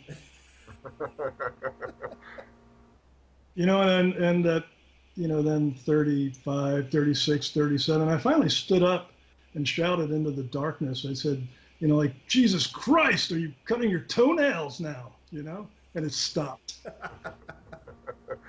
Might be best to wait for the movie to come out on DVD or Netflix. I've just noticed that, you know, the sun is setting here, so I'm probably very shadowy. It looks like I'm in the deep woods here. You can tell that we've been talking for a while. It's gone dark. And it's gone light over my end. That's a little better. So, speaking of, I guess,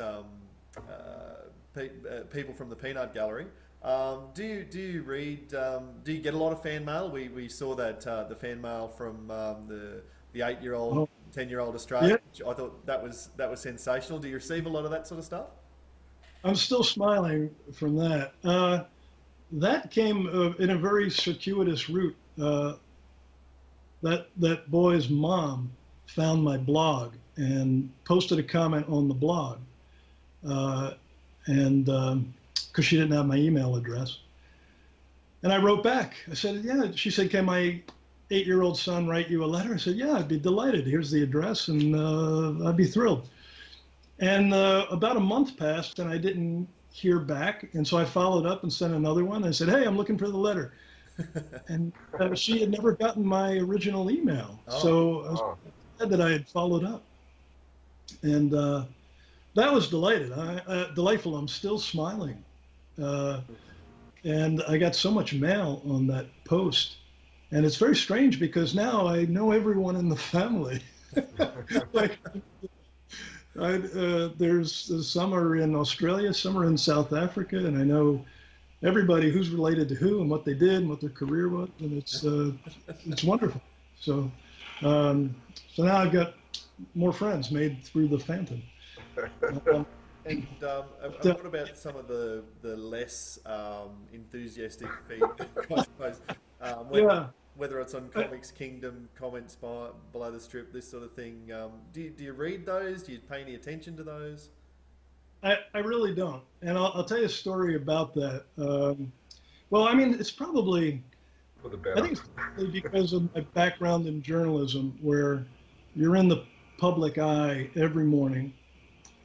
And if you're doing your job, someone always wants your head on a plate. And it's very often someone with influence in the community. It may be a judge or a lawyer who is a kingmaker or whatever, a politician, so you need to really be, um, it makes you careful about your craft, because you're always in a position of needing to defend your work. And so I did 26 years of that. And when Comics Kingdom came about, I mean, I did initially check some of the comments. And, what came to mind for me was Marshall McLuhan. The medium is the message. It's like the comments column isn't about the Phantom. It's about the comments column, Yeah. and it's about people sort of being the class clown for a certain small group, Yeah. which I think is fine if they're entertained to do that. That's lovely, but nothing I read there is going to make me a better writer, and so I haven't checked in many years. But one thing, which is it's not funny, it's kind of sad, is that Paul Ryan was so sensitive to the criticism there, and he just took it all to heart, and it weighed on him. He's a very sensitive guy, and Paul was kind of like, God, he was kind of like 100 Catholic school kids I knew growing up, just really afraid to be criticized, And I said, Paul, don't read that. Just don't. But it was like a car wreck. He just had to pause on his morning commute and look. And he would write these really, on a couple of occasions, he would call certain criticisms to my attention. He'd say, I'm going to write to this person, tell them this whole story. And I could not really bear to read his mail to these critics because it was like he was just so apologetic and solicitous, good graces. And, it wasn't,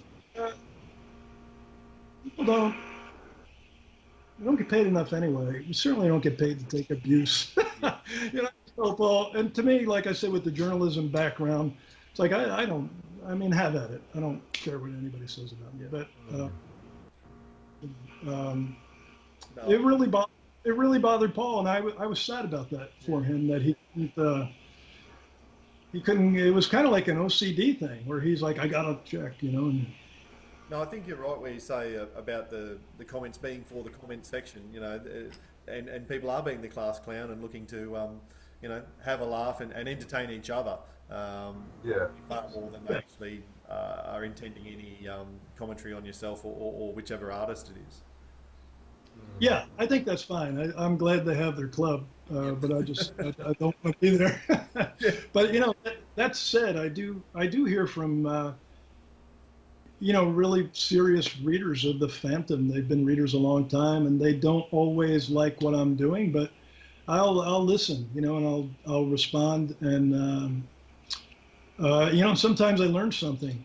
But those sometimes they'll get in touch by through the blog, and they'll write a comment. You know, a comment not on a particular post. It'll just be you know, not for publication, but you know, I hate when you did this, you know, on the Phantom, you know. And I always respond and I engage those folks. You know, they tend to, some of them I'll correspond with for years and get to know them and get to know their families, and then they disappear, and I have to think, you know, they're old, you know, and they, hey, you know, the Reaper comes along, and you don't hear from someone for a year. You can kind of figure out what happened to the old guy in Alabama, or what happened to, you know. But I love to hear feedback on it. But you guys, you can be my eyes and ears in the comments section. If something has real merit, please call it to my attention. Oh, I don't even bother reading them myself, because majority of them are like, I think the word that Dan used, are just peanuts. They're just not even worth the time of day.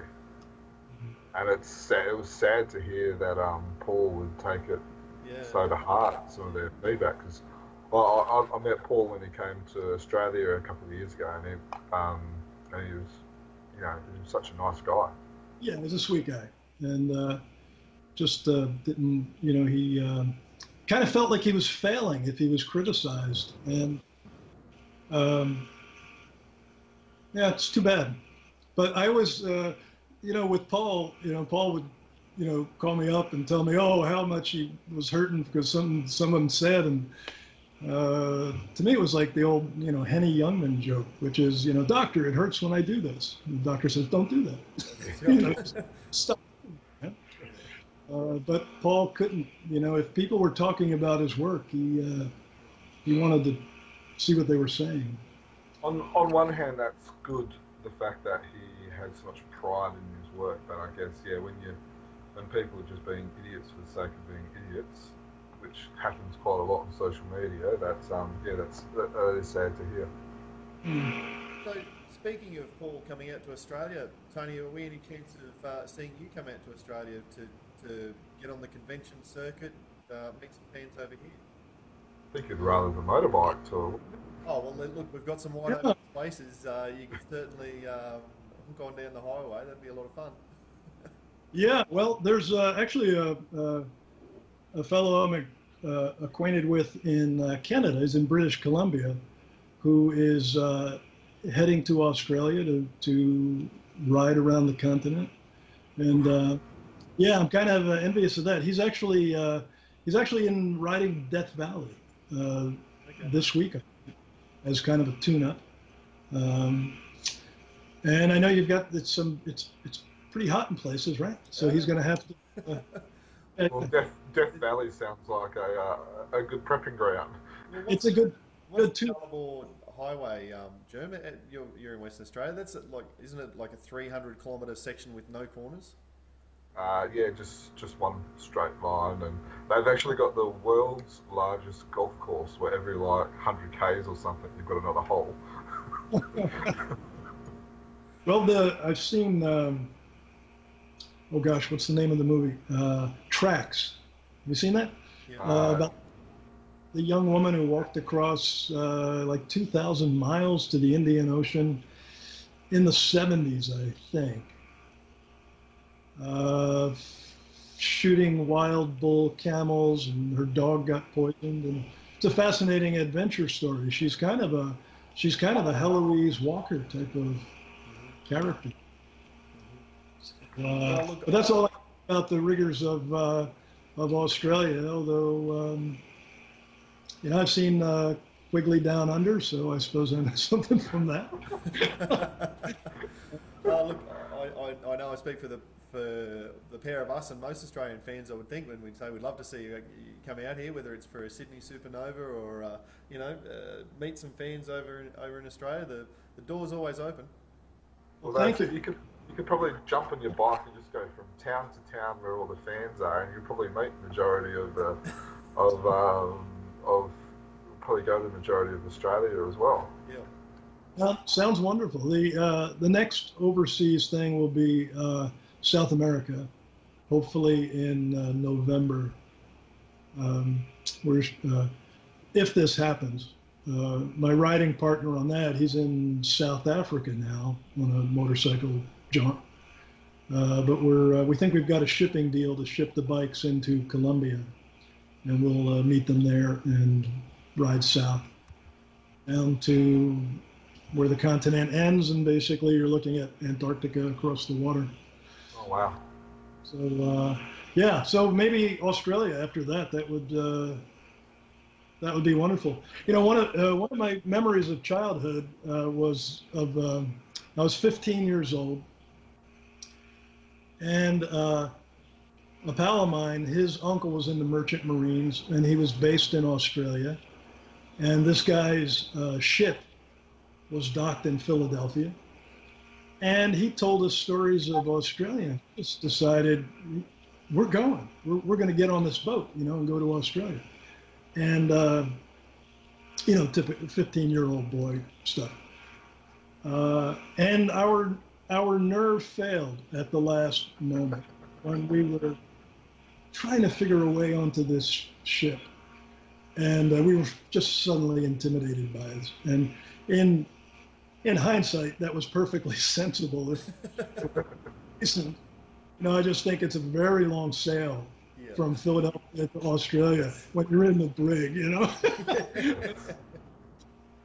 I think there's probably a lot of throwing up in the brig on the way. It's probably it's a long trip even on the plane, let alone a boat. I do remember we were really impressed with the uncle, and he was kind of a scary character. He could have been in his own comic. He had been gravely wounded by a hand grenade in World War II, and he was completely scarred up and a face that was so interesting you couldn't not look at it. What a history there, but yeah, we were completely taken with his tales of Australia. Now, my friend to this day, now we're 63 years old. It's a lot of water under the bridge between 15 and 63. To this day, he has a memory of us getting on the ship and then chickening out and getting back down the campsite. That never happened. I don't know how he came up with this, but I have to say, no, we chickened out before we got on the ship. What you said before about the human brain filling in the gaps as it wants to be filled. So. It really does. False memory. Yeah, that's so many people remember things that just never came close to happening. And look, that's probably the case for a lot of Phantom fans going, oh, this isn't how Lee Falk would have done it. Well, actually, it really is. Yeah, that's it. Well, I've heard that too, that, you see the stories through the eyes of a child when you're a 6-year-old reading them. And, and these stories that you remember were just so terrific and so engrossing. If you read them years later, you definitely see them differently. Yeah. And that's been the case with me anyway. So a lot of times people say you should be writing stories like the Hanta Witch, and it's like, well, if you go back and read the Hanta Witch, you might think it's dated. So you've been writing the Phantom strip for 20 years thereabouts, and Lee Falk did it for 60. So that's you've covered about a quarter of the time and about a quarter of the journey. At what point do you go, you know what? that Lee Falk is fine, but now it's a Tony DePaul legacy, or it's you know, you're entitled to make your own changes, and it's you know, you've been there for long enough, and it's part of your journey now. Yeah, well, I don't think I'm there yet. I think that I really do. You know, it's funny because I mean, I'm not at all wired in conservative ways. I mean, it's probably conservative is probably the last word that describes me, but or maybe in the old original sense of being cautious and prudent. Yeah, I am certainly that with the Falk legacy. I mean, I would hate to go down in history as the guy who ruined this genius thing that Falk had going. Yeah. I'll leave that for the next writer. Big shoes. Yeah, so I'm kind of careful about changing it. You know, I mean, I kind of hope to keep doing this as long as I'm, you know, making carbon dioxide. And maybe at some point, you're right. Maybe I'll just say, okay, it's time to really, instead of just feeding a little more throttle, a little less throttle, we'll just shift gears here and do something a little different. And maybe that'll be the passing of the 21st Phantom. Yeah. You know, and look, I mean, I think depending on how that's done, and you know, where Heloise fits into all of that and all that sort of thing, you know, there could well be a time and a place for that to happen. Yeah, yeah. I mean, increasingly, I've started to think that's possible. I know Mike was of the opinion that King Features would never approve it, and he might be right. You know, I just haven't had that discussion with Evelyn, but you know what? I will. Now that we've done this. it can't hurt to ask. Yeah. Boy, if it ever happens, all the focus is going to blame us now, Dan. Yeah. for feeding the genesis of the idea on the podcast. Is in the Chronicle Chamber, is Falkist a descriptive term or is it a pejorative? I don't really understand. I would consider myself. I sort of am the representative Falkist on the panel. I'm not as old and crotchety as some of them, and I'm probably a little bit more open to change than a true hardcore Falkist. Whereas Jermaine seems to shift his position on a day-to-day basis. No, I'm more of a modernist where it's like, I love Lee Falk. You know, that's what I grew up on. It's what I fell in love with. But you know, I recognise there's a place for other stuff, and instead of having two universes, I just like to keep it simple and just have like the one universe, and just, you know, it's Falk plus. Right. Well, yeah. Well, yeah, it's I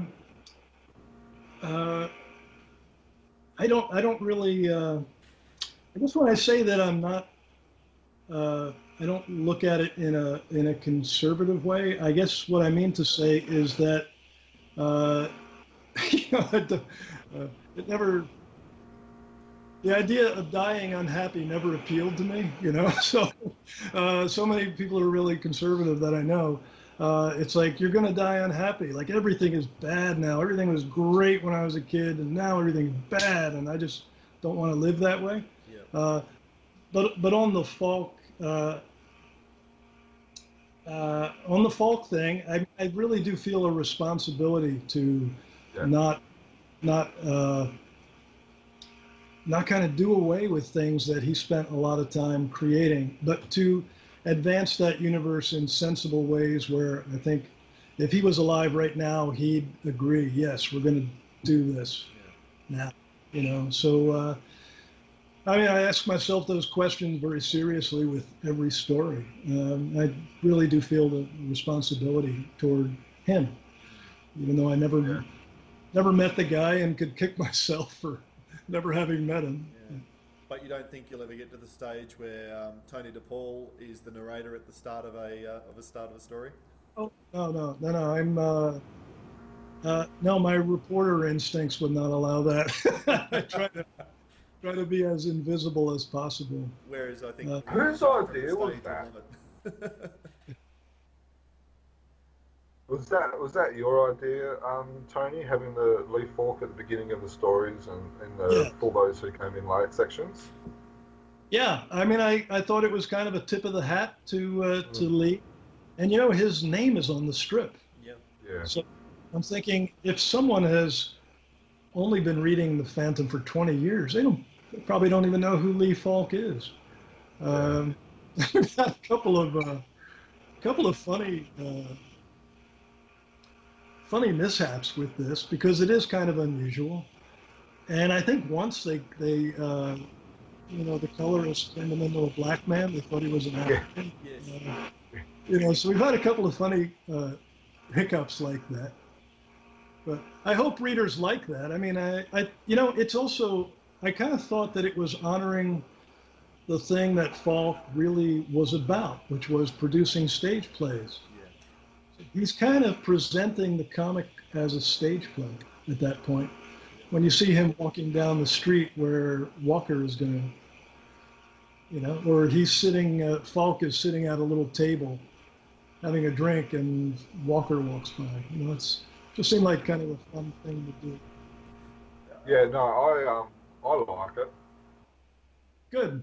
Yeah, I'm gonna continue with that. Yeah. It's almost a little bit breaking through the fourth wall, but in a really acceptable way, I suppose. One thing I couldn't get. This was a funny thing between me and Paul. We had this discussion many times, but Paul said, this is Lee Falk, and he would want to draw Lee as he was, as Paul remembered him.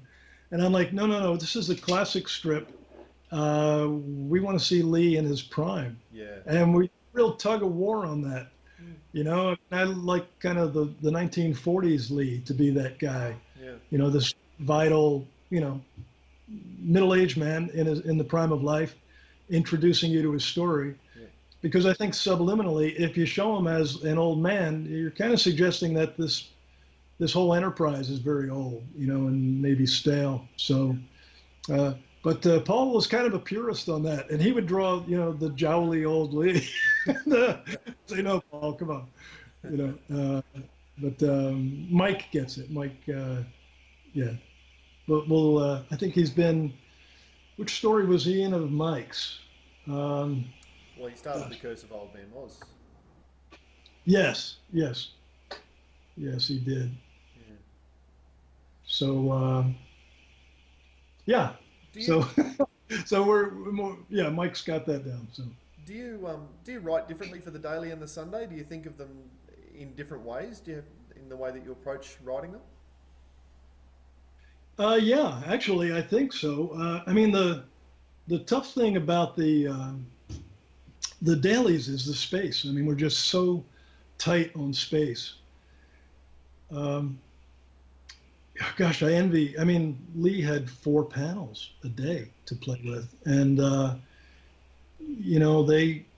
King would like 2, because these things are printed so small, and I find that you really can't tell a story with 2 panels. I mean, it gives. I think the way I've always described it to people is that you've got 2 beats, and it gives the sound that your story makes in the ear is like a flat tire. It's like ba-bum, ba-bum, ba-bum, ba-bum, ba-bum. And it's like you can't really get any kind of rhythm going in the story. So, I try to go to 3 panels maybe 3 days a week, and 2 the other days. And gosh, there's nothing that, I kind of regret more than to see a 2-panel day that could have been a 1-panel day, like a really big 1-panel day. Yeah. I just saw one in last week's proofs. So I always look at every week as it comes in and try to learn, try to adapt. Yeah, so it's a different writing style completely. Because on On the Sunday side, I can get as few as 5 or as many as 8 panels. Yeah. And there's a different pace to the dialogue, certainly. But even in all cases, that dialogue has to be fairly spare. Sure. The only time you can get away with kind of filling up your balloons and doing a little bit of exposition is when there's no action. It's when, like I think in today's strip in that second panel, it's Diana getting this TV report on what's happening with this failed bomber, and that's really unusually wordy. And the only way I could get away with that is there's nothing going on. It's Diana sitting there, and occasionally you need that to get a little momentum going in the story. Yeah.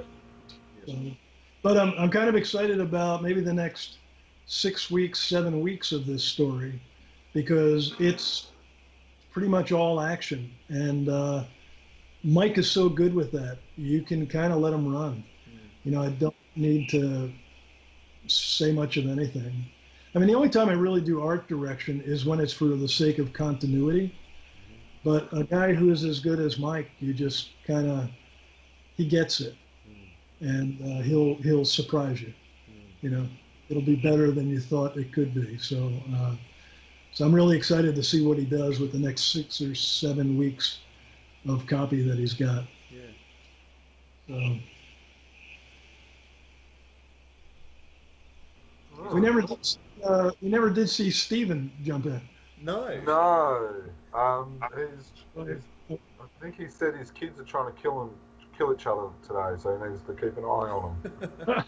See, okay. Unlike the rest, because I've got 2 girls and the one son, he's got 2 boys. He's the only one of us who have got multiple boys, and maybe that's telling as to why he's not here. I see. Well, I'll meet him next time. It might be fun to do a podcast after a particular story if you're interested. Yeah, we'd love to be able to. Because that's another thing about the comments column, by the way. It's that it's kind of like doing a movie review on 30 seconds in the middle of a movie. Agreed, yeah. Or doing a book review on 3 sentences on page 82, But if we could talk about a complete story. Well, and that's where I really, you've mentioned your blog a few times, and we should totally give that a plug, TonyDePaul.net, The Nickels of Man. Where did you come up with The Nickels of Man as your title for that? Not many people know what that is. There may be, I'll divulge it here. There may be 3 people in the world who know what that means. And it's a phrase that I came up with early in journalism, where, it's so competitive with journalism that reporters are always trying to get ahead, especially the really ambitious ones who want to go on to the New York Times and the Washington Post. And our newspaper here in Providence was a really well-respected feeder paper in all the major papers. Some that are not so major anymore. But 20 years ago, they were huge, and certain really ambitious personalities were trying to get into those newspapers. So occasionally you would see reporters kind of cultivating relationships with editors to get better assignments and, that sort of thing, to get off staff and get some free time to try to win a prize and all that. And it kind of became an in-house joke. I mean, some of it was so egregious and kind of hard to watch, like this almost like sort of flirtatious banter that had to do with running for an editor's coffee or something. And, me and the pals I hung around with, we used to laugh at this, and we would say, oh, there goes, one day I said, well, there goes so-and-so dancing for the nickels of the man again. It meant to like supplicate yourself to someone who can do something for you to further your career. And so other people started using it. And a friend of mine, sooner or later, was going to steal it to put in a novel of his. So I said, you know what, I'm going to make that the title of my blog so you can't steal it. It's used ironically because it started out to be a motorcycle travel blog. And you know what, when you're, a free man on the earth out there on your motorcycle, just going where you want to go every day. The last thing you're doing is dancing for the nickels of the man. Sure. So that's the ironic use of it, of the term. Yeah, yeah. Sure. Well, I certainly, particularly the blog posts you put up, like you were saying at the end of stories, where you sort of go through and talk about the journey that the characters have been on. You know, I love motorbikes as well, as you know, and nothing better than getting out and in your own space and the wind in your face and all of that sort of stuff. So I enjoy those blog posts that you write, but I'm glad that you've brought some of the Phantom commentary into it as well. And yeah, we'd love to have a chat at the conclusion of stories and get your thoughts on how the final product went and all of that sort of stuff as well. It'll be really informative for us. Well, and for me, yeah, I could learn something from that conversation, so I'd definitely like to do that. Awesome. Well, I think we'll sign you up as a regular guest then at the conclusion of stories. That would be terrific, and I'll meet Stephen next time. Cool. Yes. All right. Well, now you've got one other question here, Dan, regarding the Malin Diary. Do you want to ask that one before we close up? Regarding which one? The Malin Diary. Oh, no, that was after we finish. Oh, after the finish? Okay, then. So any other questions, Dan? No, just thank you so much for your time. It's you know, we've spent far longer talking than I had hoped. When I was we were going together, putting these questions together, I thought there's no way we're going to get through all of these, and people can see from the changes in the lighting around us that we've been talking for ages, and just so genuinely appreciate your time, Tony. It's very generous of you, and you know, I've got a lot out of it, and I'm sure that the people who've been listening have as well. So thank you very much. Well, it's my pleasure. I enjoyed every minute of it. And I have to tell you, last evening, I listened again to Mike's podcast because I enjoyed it so much the first time around. And my wife was sitting here reading a book, and so she was kind of hearing bits and pieces of it. And she said to me, she says, "Yours probably won't be as interesting as Mike's." And I said, "Well, thanks, babe. You know, that's great." You may be right, but yeah, Mike is such an interesting guy, and I need to get down to Philly very soon to finally meet him face to face. Sure. Yeah, I reckon that would be good in a photo or something like that. Yeah. As well. You bet.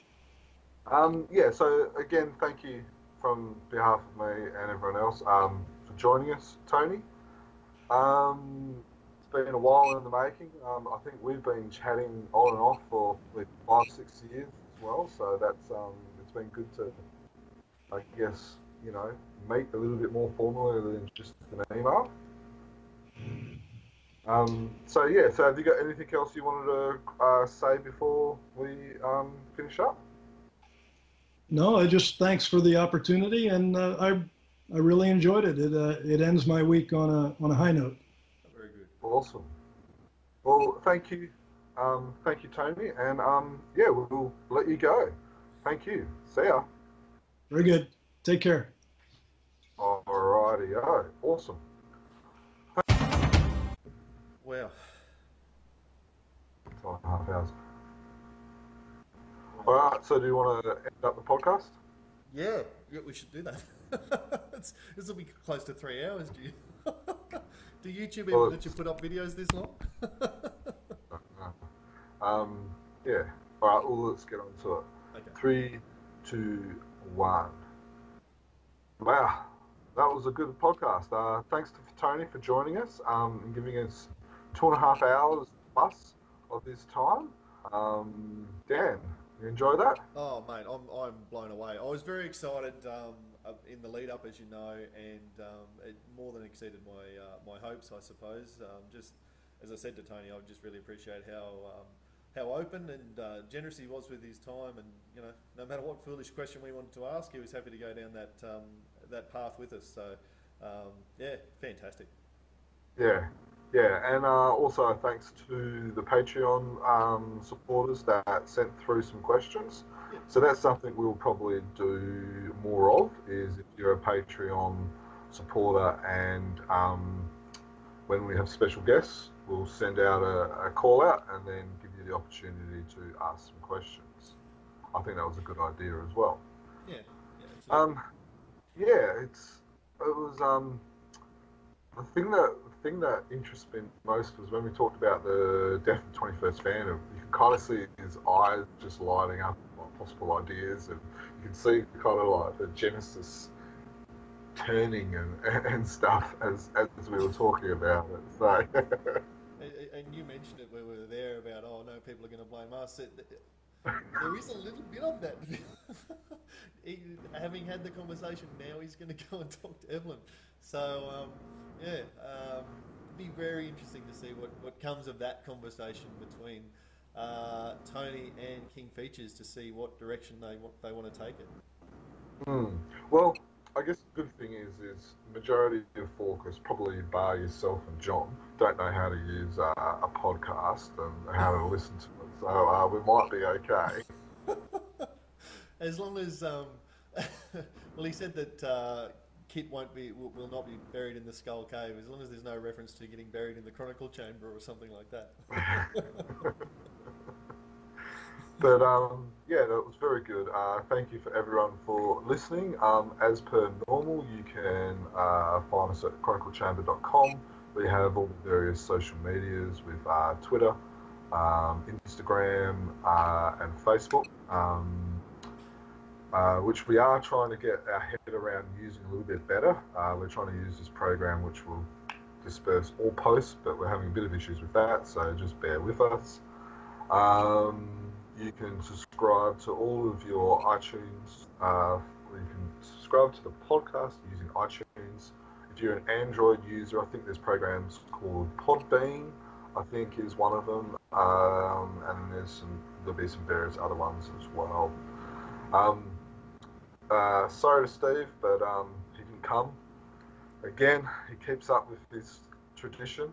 I'm a little bit nervous about inviting Alex as a guest, because Steve probably just won't show up. It's yep. I don't know what to say, Steve. You've missed out on an absolute ripper. I'm stunned now, in hindsight, that he managed to turn up for Cy Barry. So. And 10 minutes of Mike Manley as well. So. And to Pam, Tony's wife, hopefully you're listening to this still and you find it as interesting as Mike Manley's podcast. Yeah, well, I certainly have. Not that Mike was boring in any way whatsoever, but look, the opportunity to pick the brain of the man who has been in charge of the paper strip for the last 20 years, just fascinating. Just fascinating. So from all of us, goodbye, happy phantoming, or if you're other, happy cholming as well. Happy kizzle masking, happy phantometting, or happy phantomenning. Oh, I'm just going to stick with happy phantoming. Cheers.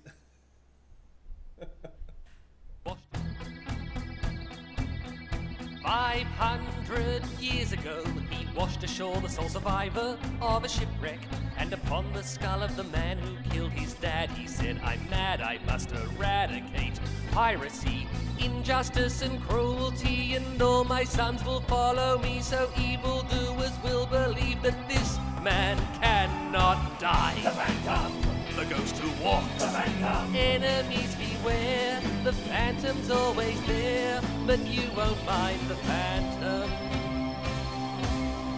He finds